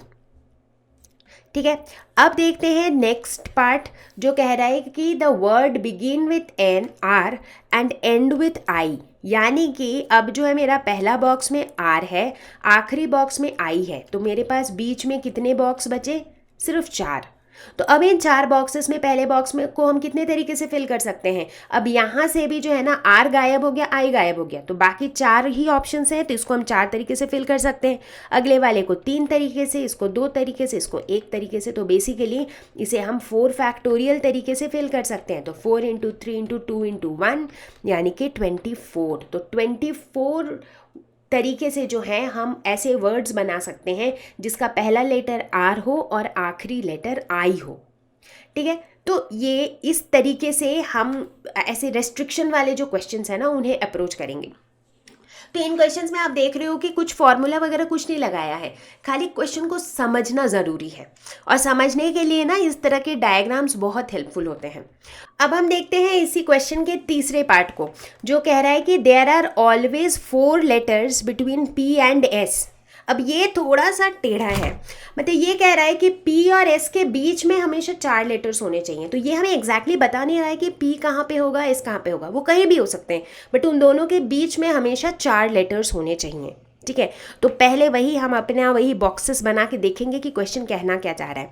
तो मान लेते हैं कि P अगर हमारा पहला लेटर है, अगर P पहला लेटर है तो इसके बाद 1 2 3 4 लेटर्स और होंगे, उसके बाद ही S आएगा, ठीक है। अब परमुटेशन जो वर्ड है इसमें टोटल 12 लेटर्स हैं, तो 6 तो ऐसे ही कवर हो गए और बाकी 6 जो हैं वो ऐसे लास्ट में रहेंगे, ठीक है। तो इस केस में हम क्या देख रहे हैं कि P की जो पोजीशन है वो क्या है, P जो है वो फर्स्ट पोजीशन में है और S जो है वो 6th पोजीशन पे है, ठीक है। लेकिन यही अगर मान लेते हैं कि P अगर दूसरे पोजीशन पे होता है तब भी P और S के बीच में 4 एलिमेंट्स होने चाहिए, तो S जो है वो 7th पोजीशन में मूव कर जाएगा, राइट। उसी तरह से अगर P जो है ये 3rd पोजीशन पे होता है तो क्या होगा, S भी जो है वो मूव कर जाएगा 8th पोजीशन पे, ठीक है। तो समझ आ रहा है आपको लॉजिक, राइट। तो इसी तरीके से जैसे जैसे P की पोजीशन चेंज होती जाएगी वैसे वैसे S की पोजीशन भी चेंज होती जाएगी, ठीक है ना, ठीक है। तो इस तरह के कितने पोजीशंस बन सकेंगे, तो कितने पोजीशंस बनेंगे जहाँ पर P और S के बीच में 4 एलिमेंट्स हों, क्या इनफाइनाइट बनेंगे, नहीं बिल्कुल नहीं, क्योंकि हमारे पास तो लिमिटेड 12 ही लेटर्स हैं, तो ऐसा तो है नहीं कि भाई P आगे बढ़ता चला जाएगा। अब जैसे P 5th पोजीशन तक तो आ चुका है, राइट। तो इसके बाद S के बाद हम देख रहे हैं S भी 10th पोजीशन पे आ चुका है। अब जब P जो है ये 6th पोजीशन में आ गया है तो S जो है वो 11th पे आ गया है। अब P जब 7th पोजीशन पे आ गया है तो S आ गया है 12th पोजीशन पे। अब इसके बाद P जा नहीं सकता है क्योंकि 12th के बाद तो है ही नहीं कुछ, 12 ही लेटर्स थे इसमें, राइट। तो यानी कि ये जो है कितनी पॉसिबिलिटीज़ हुई, 1 2 3 4 5 6 7, तो टोटल ऐसी 7 पॉसिबिलिटीज़ हैं जब P और S के बीच में 4 लेटर्स हैं, राइट। नहीं, 7 पॉसिबिलिटीज़ हैं जब P पहले है S के और इन दोनों के बीच में 4 लेटर्स हैं। ऐसा भी तो हो सकता है कि S पहले हो, क्योंकि इस क्वेश्चन में तो ऐसा कुछ नहीं बोला गया है कि P हमेशा S के पहले होगा। ऐसा भी हो सकता है कि S पहली पोजीशन पे हो तो P होगा 5वें पोजीशन पे, 6ठे पोजीशन पे। अगर S हो सेकंड पोजीशन पे तो P होगा 7th पोजीशन पे, राइट, वो भी पॉसिबल है। तो यानी कि ऐसे केसेस जब P और S के बीच में 4 लेटर्स हों, ऐसे कितने केसेस होंगे? ऐसे टोटल 14 केसेस होंगे। 7 केसेस ऐसे जिसमें P पहले होगा S बाद में होगा, 7 केसेस ऐसे जिसमें S पहले होगा P बाद में होगा। ठीक है, तो मैंने ये पूरा डायग्राम बनाया ताकि आपको अच्छे से समझ आए कि एग्जैक्टली हो क्या रहा है इस केस में। जैसे मैंने बताया ये थर्ड वाला पार्ट जो ये थोड़ा सा टेढ़ा है, ये जगह आपको समझ नहीं आएगा तो आप ठीक से सॉल्व नहीं कर पाओगे। ठीक है, तो ये लॉजिक समझ में आ गया सबको, राइट, ग्रेट। तो अब हमें क्या देखना है? अब हमने ये तो फाइंड आउट कर लिया कि टोटल ऐसे 14 केसेस होंगे जहां पर ये सिनेरियो होगा। अब हमें क्या निकालना है? Number of permutations in all the 14 cases. But उसके लिए सबसे पहले क्या निकालना होगा? सबसे पहले हम निकालेंगे number of permutations in one case. किसी भी एक केस में जो है नंबर ऑफ परम्यूटेशंस कितना है। किसी भी एक केस को अगर हम एज्यूम करते हैं, लेट अस सपोज ये पहले वाले केस को एज्यूम करते हैं, तो हम क्या देखते हैं कि P और S इन दोनों की पोजीशन फिक्स्ड है। तो 2 कंडीशंस हैं हमारे पास कि P एंड S का जो पोजीशन है दैट इज फिक्स्ड। ठीक है, तो ये जो हमारे पास टोटल जो 12 लेटर्स थे उसमें से 2 लेटर्स तो हमारे यूज़ हो चुके हैं। तो हमारे पास कितने लेटर्स बचे हैं? n letters. ठीक है, तो इस केस में हमारे पास n की वैल्यू क्या हो जाएगी? 10। तो हम number of permutations of 10 letters निकालेंगे। ठीक है, विथ कुछ कॉमन है क्या? मतलब जो ये 10 लेटर्स हैं इसमें कोई ऐसा लेटर है क्या जिसमें रिपीटेशन है? बिल्कुल है, T जो है ये रिपीट हो रहा है। तो बेसिकली हम यहाँ निकालेंगे number of permutations for 10 letters with 2 T's। तो ये क्या हो जाएगा? ये हो जाएगा 10 फैक्टोरियल डिवाइडेड बाई 2 फैक्टोरियल। ठीक है, ये हो जाएगा। तो ये क्या हुआ? ये हुआ number of permutations in one case. एक केस का इतना हुआ। Therefore required number of permutations क्या हो जाएगा? तो रिक्वायर्ड मतलब जो क्वेश्चन में पूछा है वो वाले नंबर ऑफ परम्यूटेशंस हो जाएंगे 14 इंटू 10 फैक्टोरियल बाई 2 फैक्टोरियल, क्योंकि केसेस ऐसे 14 हैं। तो ये तो हमने एक केस के लिए निकाला, तो ऐसे 14 केसेस के लिए निकलेंगे तो ये हो जाएगा 14 इंटू 10 फैक्टोरियल बाई 2 फैक्टोरियल, और ये मेरा आंसर। तो अगर आप देखो ये थोड़ा पेचीदा क्वेश्चन था बट सॉल्यूशन इसका 2 ही लाइन का था। इसमें क्रिटिकल पार्ट क्या था? ये इस चीज़ को विजुअलाइज करना, इस अरेंजमेंट को विजुअलाइज करना वॉज मोर इम्पॉर्टेंट। ठीक है, तो इस तरह के जब आप थोड़ी बहुत क्वेश्चंस खुद से ट्राई करोगे, सॉल्व करोगे, तो ये जो मतलब जो ये जो थिंकिंग एबिलिटी है ना, ये खुद ब खुद आपके अंदर आने लगेगी, राइट। हालांकि मैंने सारे टाइप्स में कवर कर रही हूँ, टाइप बाय टाइप, ताकि क्वेश्चन को पढ़ते ही आपको आइडिया लगे कि ये किस टाइप का क्वेश्चन है। ठीक है, तो चलो परम्यूटेशंस तो लग रहा है लगभग समझ आ गया, और लग रहा है कि इसके क्वेश्चंस भी अब आपसे सॉल्व हो जाएंगे। लेकिन कॉम्बिनेशन का क्या? कॉम्बिनेशन के बारे में तो हमने कुछ पढ़ा ही नहीं, अभी पढ़ेंगे ना। तो परम्यूटेशन से हमें क्या समझ आया इतनी देर में? ये परम्यूटेशन में 2 चीज़ें इंपॉर्टेंट होती हैं, एक तो ऑर्डर, दूसरा अरेंजमेंट। ठीक है, कॉम्बिनेशन में ऑर्डर का कोई इंपॉर्टेंस नहीं होता है। कॉम्बिनेशन में हम सिर्फ चीज़ों को सिलेक्ट करते हैं या चूज करते हैं। ठीक है, तो अभी हम क्या करेंगे कि जैसे हमने परम्यूटेशन के केस में देखा कि हमारे पास एक फॉर्मूला था NPR, जिसके हेल्प से हम बड़ी आसानी से क्वेश्चन सॉल्व कर रहे थे, उसी तरह से हम देखते हैं कि क्या कॉम्बिनेशन के लिए भी कोई फॉर्मूला है उसी तरह का, NCR टाइप का। और अगर है तो सही, बट ये फॉर्मूला आएगा कहाँ से? आसमान से टपकेगा? ज़मीन से निकलेगा? तो चलिए एक एग्जाम्पल लेते हैं, और वो एग्जाम्पल के हेल्प से हम ये देखते हैं कि कैसे कॉम्बिनेशन का जो फॉर्मूला है वो परम्यूटेशन के फॉर्मूले से लिंक्ड है। ठीक है, तो एग्जाम्पल हम एक बहुत सिंपल सा लेंगे। मान लेंगे कि हमारे पास एक बकेट है जिसके अंदर 3 अल्फ़ाबेट्स हैं, A, B और C। तो मैंने आपको 3 अल्फ़ाबेट्स दिए हैं, और इन 3 अल्फ़ाबेट्स के हेल्प से हम कुछ परम्यूटेशंस भी बनाएंगे, हम कुछ कॉम्बिनेशंस भी बनाएंगे, और दोनों को कंपेयर करेंगे कि नंबर ऑफ परम्यूटेशंस कितने आ रहे हैं, नंबर ऑफ कॉम्बिनेशंस कितने आ रहे हैं। ठीक है, तो लेट्स गेट स्टार्टेड।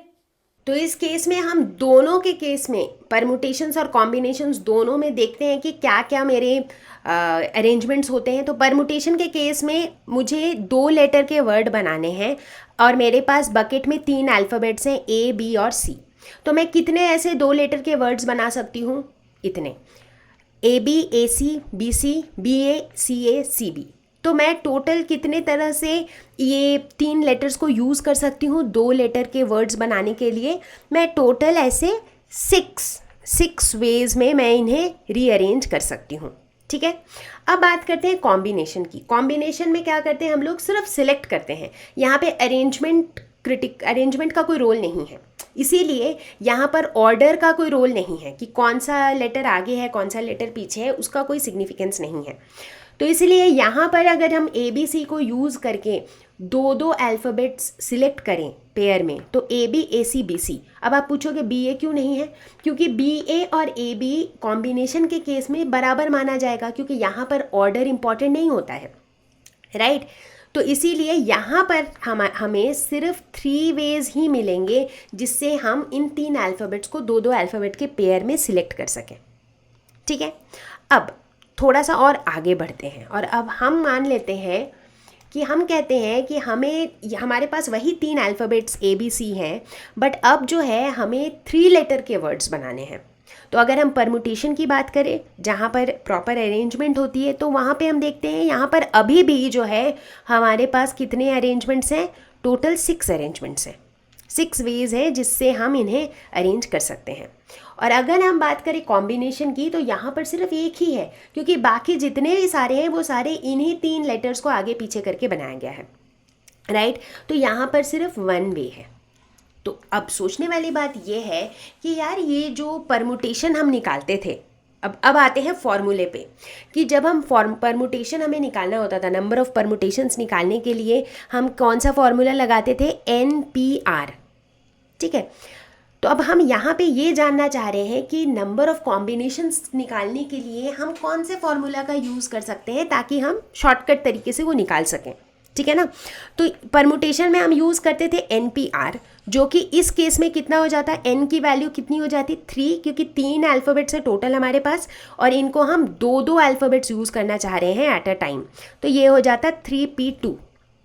ठीक है, और 3P2 क्या होता है? N factorial divided by N minus R factorial, तो ये हो जाता है 3 फैक्टोरियल यानी कि 6, और इसीलिए हमें यहाँ पर 6 अरेंजमेंट्स मिल रहे हैं। ठीक है, उसी तरीके से दूसरे वाले केस में हम देख रहे हैं कि NPR यहाँ पे हो जाता 3P3, तो ये हो जाता 3 factorial divided by 3 minus 3 factorial. 0 factorial 1 होता है, तो इसका भी आंसर होगा 3 फैक्टोरियल यानी कि 6। इसीलिए यहाँ पर भी जो है हम 6 वेज में इन्हें रीअरेंज कर पा रहे हैं। अब बात करते हैं कॉम्बिनेशन की। कॉम्बिनेशन के केस में क्या हो रहा है? कॉम्बिनेशन के केस में हम देख रहे हैं कि हमें यहाँ पर 3 वेज ही मिला। ऐसा क्यों मिला? क्योंकि कॉम्बिनेशन को हम डिनोट सिमिलर तरीके से करेंगे, P की जगह सिर्फ लिखेंगे C, तो NCR, यानी कि अगर हमारे पास N टोटल ऑब्जेक्ट्स हैं और अगर हम 2R objects eight a time use कर रहे हैं तो उन्हें अरेंज करने के इतने तरीके होंगे। ठीक है, NCR। तो NCR को हम कैसे डिफाइन करेंगे? NCR यहाँ पे क्या हो जाएगा? 3C2। तो इसे हम परमुटेशन के टर्म्स में डिफाइन कर सकते हैं। इसे हम कह सकते हैं 3P2 divided by R factorial. R यहाँ पे क्या है? 2। कितने अल्फ़ाबेट्स एक एट अ टाइम यूज़ कर रहे हैं? 2 अल्फ़ाबेट्स, तो डिवाइडेड बाई 2 फैक्टोरियल। तो ये क्या हो जाएगा? 3P2 की वैल्यू अभी आई थी 6, तो 6 बाई 2 फैक्टोरियल यानी कि 3, तो इसीलिए यहाँ पर 3 वेज। ठीक, उसी तरह देखते हैं कि ये जो फॉर्मूला हम लगा रहे हैं क्या ये सही है? तो चलिए इसमें भी अप्लाई करते हैं। तो यहाँ पर NCR क्या हो जाएगा? NCR हो जाएगा 3C3। तो अगर हमारा मानना सही था तो ये हो जाएगा 3P3 डिवाइडेड बाई 3 फैक्टोरियल, तो 3P3 था 6 डिवाइडेड बाई 3 फैक्टोरियल यानी कि 3 इंटू 2 इंटू 1, तो ये हो जाएगा 1। तो यहाँ पर हमारे पास एक ही अरेंजमेंट होगा या एक ही तरीका होगा। ठीक है, तो बेसिकली इससे हमें क्या पता चला कि जिस तरह से NPR एग्जिस्ट करता है उसी तरह से NCR भी एग्जिस्ट करता है। तो कुल मिला के हमने देखा कि नंबर ऑफ कॉम्बिनेशंस निकालने का भी हमारे पास एक 1 शॉट फॉर्मूला है, और वो क्या है?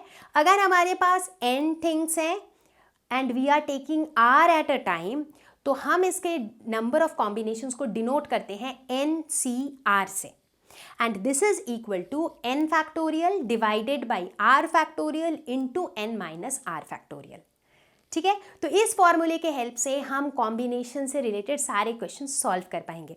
तो अब बारी है कुछ क्वेश्चंस देखने के और ये समझने का कि किस तरह से हम ये आइडेंटिफाई करते हैं सिर्फ क्वेश्चन को पढ़ के कि यहाँ पे हम परमुटेशन का लॉजिक लगाएंगे या फिर कॉम्बिनेशन का लॉजिक लगाएंगे। अब यहाँ पर एक छोटा सा इंपॉर्टेंट फॉर्मूला है कॉम्बिनेशन का जो कहता है कि NCR plus NCR-1 is equal to N+1 CR। अब इसका मतलब तो आपको पता ही है, NCR मतलब अगर N ऑब्जेक्ट्स हैं और हम R at a time use कर रहे हैं, N ऑब्जेक्ट्स हैं R-1 eight a time use कर रहे हैं और N+1 ऑब्जेक्ट्स हैं जिसे हम R at a time use कर रहे हैं। तो इन तीनों के बीच में जो है वो ये रिलेशन होता है। अब ये रिलेशन मैंने क्यों बताया, क्योंकि इसके हेल्प से हम काफ़ी चीज़ें कैलकुलेट करने में हमें आसान होता है और आपके एग्जाम पर्सपेक्टिव से कई बार इस तरह के क्वेश्चंस पूछे जाते हैं जहाँ पर ये रिलेशन कई बार काम आता है। जैसे कि if NC9 is equal to NC8 find NC17।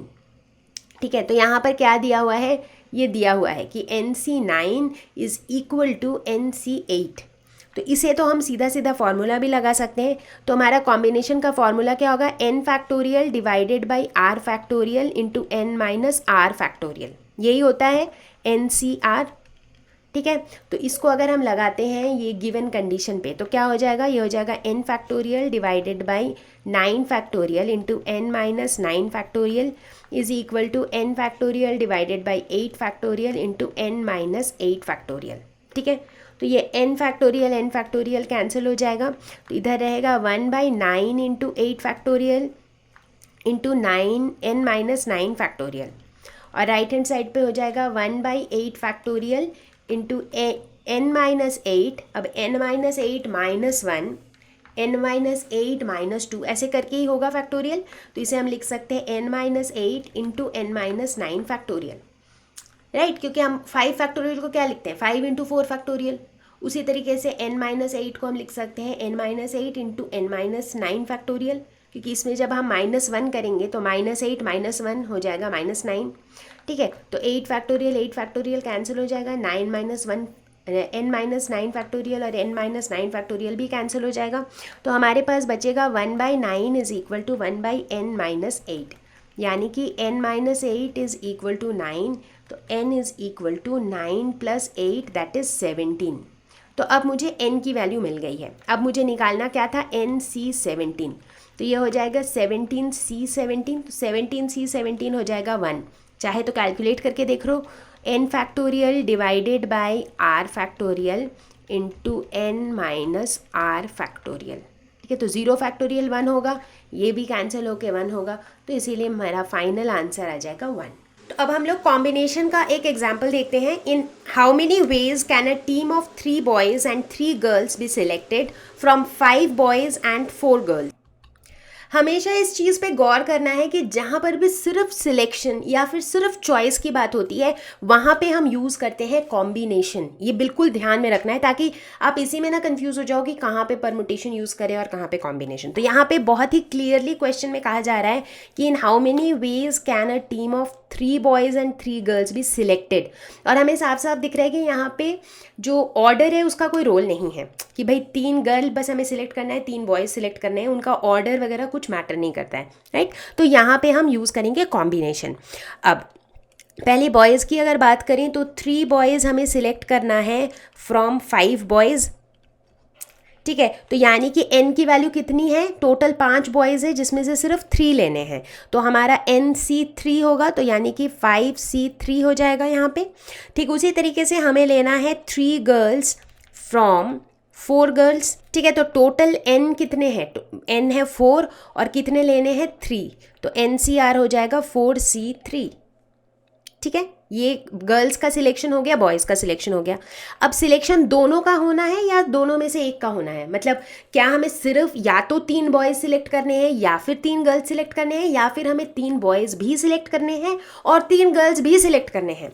हमें दोनों सिलेक्ट करने हैं, राइट, क्योंकि एंड है 3 बॉयज़ एंड 3 गर्ल्स। चूँकि ये दोनों इवेंट्स होने हैं तो यहाँ पर हम कौन सा प्रिंसिपल लगाएंगे, हम लगाएंगे मल्टीप्लिकेशन प्रिंसिपल। तो मल्टीप्लिकेशन प्रिंसिपल के अकॉर्डिंग क्या हो जाएगा, हमारा जो रिक्वायर्ड नंबर ऑफ वेज हो जाएगा वो हो जाएगा दोनों का multiplication, that is 5c3 multiplied by 4c3। तो इसे कैलकुलेट करना इजी है। NCR का क्या होता है, n factorial by r factorial into n minus r factorial. उसी तरीके से ये हो जाएगा n factorial divided by r factorial into n minus r factorial. अब आप इसे खुद से कैलकुलेट कर सकते हो और आंसर आएगा 40। ठीक है, तो आगे बढ़ते हैं और अब यहाँ पर हम एक बहुत ही इंटरेस्टिंग पैटर्न ऑफ क्वेश्चन की बात करेंगे जो कि है कार्ड प्रॉब्लम। अब कार्ड यानी कि ताश तो बहुत से लोगों ने खेला होगा, कभी ना कभी देखा तो होगा ही, खेला भी होगा ही, आई एम प्रिटी श्योर। तो कार्ड के जो क्वेश्चंस हैं ये कॉम्बिनेशन के बड़े पॉपुलर क्वेश्चंस हैं और काफ़ी सारे घुमा फिरा के, कई बार सिंपल कई बार पेचीदा सवाल भी पूछे जाते हैं, लेकिन आंसर सबका बहुत सिंपल होता है। That's the best thing. इसके लिए सबसे पहले आपको जानना होगा कार्ड्स के बारे में। टोटल हमारे पास कितने कार्ड्स होते हैं, टोटल हमारे पास होते हैं किसी भी पैक ऑफ कार्ड्स में टोटल 52 कार्ड्स होते हैं।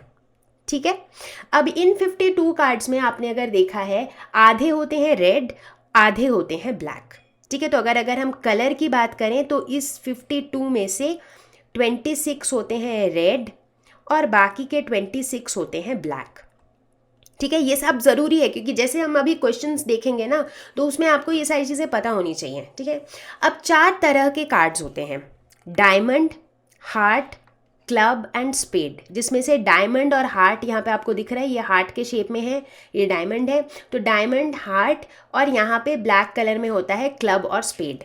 तो ये हमारे 4 टाइप के कार्ड्स होते हैं। तो हर एक टाइप के कितने कार्ड्स होते हैं, 52 में सारे इक्वल नंबर में होते हैं, राइट। तो 52 के अंदर जो है ना, या फिर हम इधर ही लिख सकते हैं, जो रेड है इसके अंदर क्या होता है, 13 कार्ड ऐसे होते हैं जो हार्ट होते हैं, उसी तरह 13 कार्ड होते हैं जो डायमंड होते हैं। अब ब्लैक की अगर बात करें तो ब्लैक के अंदर भी 13 स्पेड होते हैं और 13 जो है वो क्लब होते हैं। ठीक है, तो ये हमारा कार्ड का डिस्ट्रीब्यूशन है। फेस कार्ड, फेस कार्ड क्या होता है, जैसे देखा होगा ना राजा रानी जो बने होते हैं वो फेस कार्ड्स होते हैं। तो ऐसे हमारे पास ये 3 फेस कार्ड्स होते हैं। ठीक है, J that is joker, king and queen, J K and Q. ठीक है, तो इतनी इन्फॉर्मेशन अगर आपको कार्ड्स के बारे में है तो आप कार्ड से रिलेटेड किसी भी क्वेश्चन को सॉल्व कर लोगे, बिल्कुल पक्की बात है। ठीक है, तो चलो सबसे पहले शुरू करते हैं। इसमें ऑलरेडी एक क्वेश्चन है कि what is the number of ways to select 4 cards from a pack of 52 playing cards. Total हमारे पास कितने कार्ड्स हैं, 52, उसमें से मुझे सिलेक्ट कितना करना है, 4 सिलेक्ट करना है, तो इसीलिए ऑब्वियसली यहाँ पे कॉम्बिनेशन का लॉजिक लगेगा।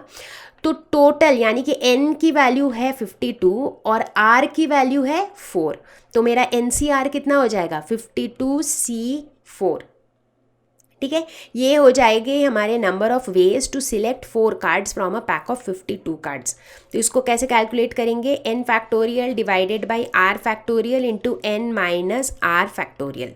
ठीक है, कैलकुलेशंस आप खुद से कर लोगे। 52 फैक्टोरियल को हम लिख सकते हैं 52 into 51 into 50 into 49 into 48 factorial. 48 factorial क्यों लिख दिया नीचे अचानक से, क्योंकि ये 52 माइनस 4 करके भी नीचे 48 फैक्टोरियल आएगा, तो ये कैंसिल हो जाएगा। ठीक है, अब बाकी की कैलकुलेशन तो काफ़ी सिंपल है, आप कर लोगे। ठीक है, अब इस क्वेश्चन के काफ़ी सारे पार्ट्स हैं। पहला पार्ट हमसे पूछ रहा है कि find the number of ways if 4 cards are of the same suit. ठीक है, सूट क्या होता है, ये जो 4 तरह के कार्ड्स होते हैं ना, इनको हम सूट्स कहते हैं, कि मतलब कार्ड के अंदर 4 सूट्स होते हैं, डायमंड, हार्ट, क्लब और स्पेड। ठीक है ना, तो अब क्वेश्चन कह रहा है कि जो 4 कार्ड आप सिलेक्ट करोगे, हम चाहते हैं कि वो चारों कार्ड जो है ना वो सेम सूट का हो, यानी कि या तो वो चारों कार्ड डायमंड हो, या फिर वो चारों कार्ड हार्ट हो, या वो चारों कार्ड क्लब हो, या चारों स्पेड हो। ठीक है, तो चलिए देखते हैं ऐसे केस में क्या ऑप्शंस होंगे। तो हमारे पास जो 4 सूट्स हैं वो क्या क्या है, डायमंड, हार्ट, स्पेड और क्लब। ठीक है, हम कह रहे हैं कि हमारे चारों कार्ड सेम ही सूट के होने चाहिए, तो या तो चारों कार्ड डायमंड के हों। तो डायमंड में टोटल कार्ड्स कितने हैं, अभी हमने देखा था कि टोटल डायमंड वाले कार्ड्स 13 होते हैं, 13 डायमंड कार्ड्स होते हैं। तो यहाँ पर डायमंड के लिए n की वैल्यू हो जाएगी 13 और हम चाहते हैं कि हम 4 डायमंड कार्ड निकालें, तो यानी कि 4 कार्ड एट अ टाइम निकालें। तो आर हो जाएगा 4। तो यानी कि अगर हम चारों कार्ड डायमंड के निकालते हैं तो उसकी जो नंबर ऑफ वेज है उनको सिलेक्ट करने का वो हो जाएगा NCR। ठीक है, अब मान लेते हैं, अब ज़रूरी नहीं ना कि चारों कार्ड डायमंड के ही निकलेंगे, ऐसा भी हो सकता है कि चारों कार्ड हार्ट के निकले, तो उसके क्या कॉम्बिनेशन होगी, उसका भी यही होगा 13C4, क्योंकि ये भी 13 है टोटल, 4 निकालने हैं। ठीक उसी तरह से स्पेड के लिए भी 13C4 और क्लब के लिए भी 13C4। ठीक है, तो रिक्वायर्ड नंबर ऑफ वेज कितना होगा, अब निकालने तो मुझे 4 ही कार्ड है, राइट, या तो वो 4 कार्ड डायमंड होंगे, या फिर वो हार्ट होंगे, या स्पेड होंगे, या क्लब होंगे, चारों तो नहीं हो सकते हैं, राइट। आप समझ रहे हो, राइट, कि ऐसा नहीं हो सकता है कि 4 में से 2 कार्ड डायमंड है 2 कार्ड हार्ट है, क्योंकि क्वेश्चन कह रहा है कि चारों कार्ड सेम सूट का होना चाहिए, या तो चारों डायमंड होगा, या फिर चारों हार्ट होगा, या स्पेड होगा, या क्लब होगा। यानी कि ये सारे जो है वो ऑप्शनल है, ये चारों साथ में नहीं हो सकते हैं, चारों में से कोई एक ही होगा। तो इसमें हम कौन सा प्रिंसिपल लगाएंगे, यहाँ पर हम लगाएंगे एडिशन प्रिंसिपल, ये मल्टीप्लिकेशन प्रिंसिपल का केस नहीं है। तो इसीलिए यहाँ पर जो रिक्वायर्ड नंबर ऑफ वेज हो जाएगा क्वेश्चन के अकॉर्डिंग, वो हो जाएगा 13C4 plus 13C4 plus 13C4 plus 13C4। तो बेसिकली हम 13C4 को 4 बार ऐड कर रहे हैं, तो इसे हम लिख सकते हैं 4 × 13C4। अब इसे आप आराम से कैलकुलेट कर लो। अब क्वेश्चन के दूसरे हिस्से को देखते हैं। ये कह रहा है कि 4 cards belong to 4 different suits. ये काफ़ी इंटरेस्टिंग है, यानी कि अभी हम 4 कार्ड निकालेंगे, लेकिन चारों कार्ड जो है वो चारों अलग अलग सूट का होना चाहिए। मतलब अगर एक डायमंड है तो दूसरा हार्ट होना चाहिए, तो तीसरा क्लब होना चाहिए, तो चौथा स्पेड होना चाहिए। मतलब चारों वैरायटी के एक एक कार्ड होनी चाहिए। ठीक है, तो अभी हमने देखा कि अगर हमें डायमंड के कार्ड में से, डायमंड में टोटल 13 है, तो यानी कि हर एक टाइप का मुझे एक कार्ड चाहिए, राइट। तो अगर मुझे डायमंड का एक कार्ड चाहिए तो उसका कॉम्बिनेशन क्या हो जाएगा, NCR 13C1। उसी तरह अगर हार्ट का एक चाहिए तो हो जाएगा 13C1, इसका एक चाहिए 13C1, इसका एक चाहिए 13C1। ठीक है, अब यहाँ पर सोचना ये है कि मुझे चाहिए कितने, टोटल 4 कार्ड्स। आप पूछोगे आपने 13C1 क्यों किया, 13C4 क्यों नहीं किया, क्योंकि एक वैरायटी की तो एक ही चाहिए ना हमें, डायमंड की तो हमें 4 नहीं चाहिए, डायमंड का हमें एक ही चाहिए, राइट। तो हर एक वैरायटी के एक एक कार्ड चाहिए, लेकिन मुझे ये चारों चीज़ें चाहिए, राइट। ऐसा नहीं है कि इन चारों में से एक चाहिए, चारों चीज़ें चाहिए, ये भी चाहिए, ये भी चाहिए, ये भी चाहिए, ये भी चाहिए। तो यहाँ पर कौन सा प्रिंसिपल लगेगा, मल्टीप्लिकेशन या एडिशन, यहाँ लगेगा मल्टीप्लिकेशन। तो यानी कि जो ये हमारा सेकेंड पार्ट है क्वेश्चन का, इसका जो हमारा रिक्वायर्ड नंबर ऑफ वेज होगा, जब हम चाहते हैं कि 1 कार्ड फ्रॉम ईच सूट, तो इसका रिक्वायर्ड नंबर ऑफ वेज हो जाएगा 13C1 into 13C1 into 13C1 into 13C1। तो 13C1 को हम 4 बार मल्टीप्लाई कर रहे हैं, यानी कि 13C1 टू द पावर 4। अब आप इसको कैलकुलेट कर लो। अब देखते हैं चौथा पार्ट। इसमें पूछा जा रहा है कि in how many ways can we arrange if we have to select all 4 cards are face cards. मतलब जो चारों कार्ड्स हम सिलेक्ट करने वाले हैं वो चारों के चारों अगर फेस कार्ड्स हो। ये 3 कार्ड्स फेस कार्ड होते हैं, जोकर, किंग एंड क्वीन। अब जोकर, किंग एंड क्वीन कितने होते हैं, हर टाइप के कार्ड के लिए 3-3 होते हैं। तो यहाँ पर हम देख सकते हैं कि टोटल जो है फेस कार्ड्स कितने हैं, टोटल हैं 12। सो टोटल हमारे पास 12 फेस कार्ड्स हैं। ठीक है, अच्छा, अब इन 12 फेस कार्ड्स में से हमें कितने सिलेक्ट करना है, हमें 4 कार्ड सिलेक्ट करने हैं, राइट। तो इसीलिए जो हमारा रिक्वायर्ड नंबर ऑफ वेज होगा इस केस में वो कितना हो जाएगा, कितने में से सिलेक्ट कर रहे हैं, 12 में से, कितने कर रहे हैं, 4, तो 12C4 ये हो जाएगा हमारे number of ways to select 4 cards which are face cards from a pack of 52 playing cards. ठीक है, 2 are red cards and 2 are black cards. यानी कि ये 4 कार्ड ऐसे सिलेक्ट करो कि इसमें से 2 रेड हो और 2 ब्लैक हो। थोड़ी देर पहले हमने देखा था कि टोटल रेड कार्ड्स कितने होते हैं, आधे रेड कार्ड्स हैं, तो मतलब टोटल 26 रेड कार्ड्स होते हैं और 26 ब्लैक कार्ड्स होते हैं।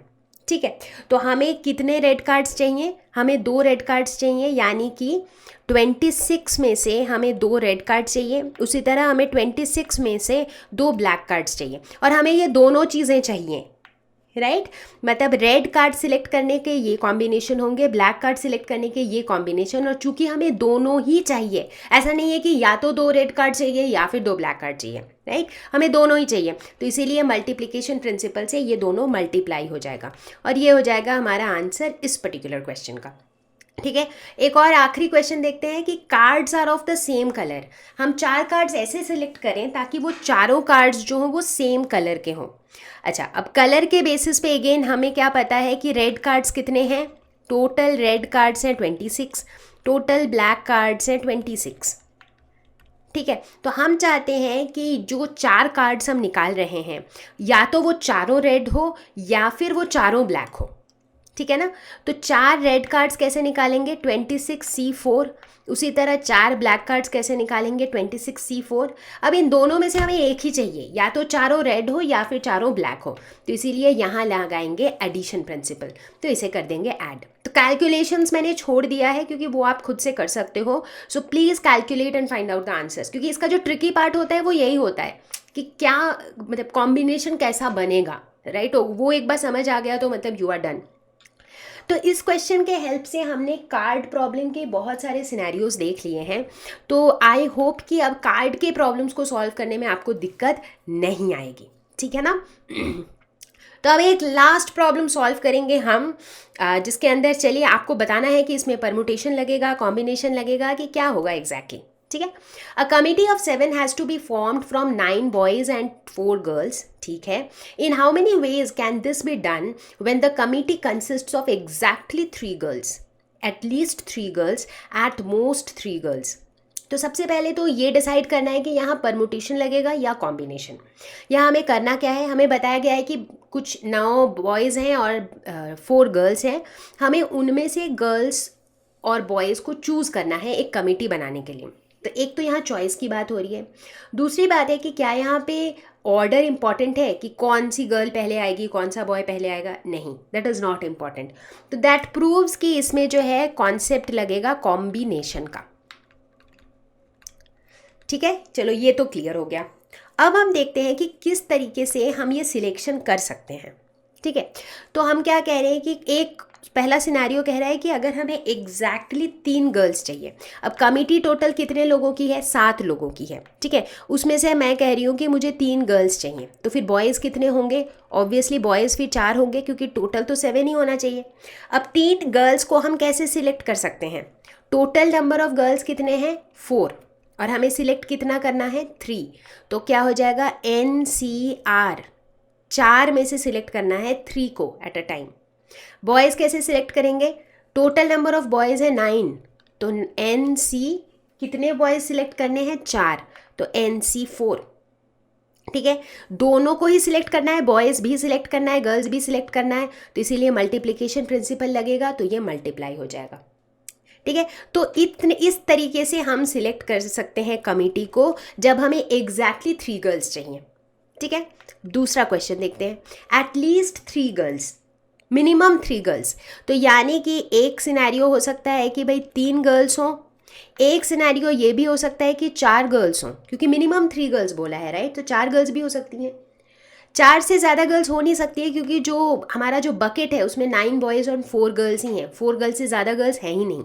तो 2 ही ऑप्शन है हमारे पास, या तो 3 गर्ल्स हो सकती हैं या फिर 4 गर्ल्स हो सकती हैं।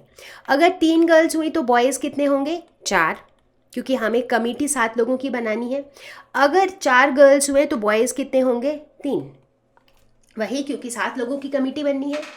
तो अब ये जो है ये मेरा एक ऑप्शन है, ये मेरा दूसरा ऑप्शन है, बट दोनों साथ में नहीं हो सकता है। या तो ये वाला बनेगा कमिटी जिसमें 3 गर्ल्स और 4 बॉयज़ होंगे, या फिर ये कमिटी बनेगी जिसमें 4 गर्ल्स और 3 बॉयज़ होंगे। ठीक है, तो पहले देखते हैं कि हम 3 गर्ल्स कैसे निकालेंगे, 4C3, क्योंकि टोटल गर्ल्स 4 है हमारे पास। 4 बॉयज़ कैसे निकालेंगे, 9C4। ठीक है, अब इस केस में हमें गर्ल्स और बॉयज़ दोनों ही चाहिए, तो इनको मल्टीप्लाई करेंगे। ठीक, उसी तरह से इस वाले सिनेरियो में देखते हैं 4 गर्ल्स कैसे निकालेंगे, 4C4 मल्टीप्लाइड बाई 9C3। ठीक है ना।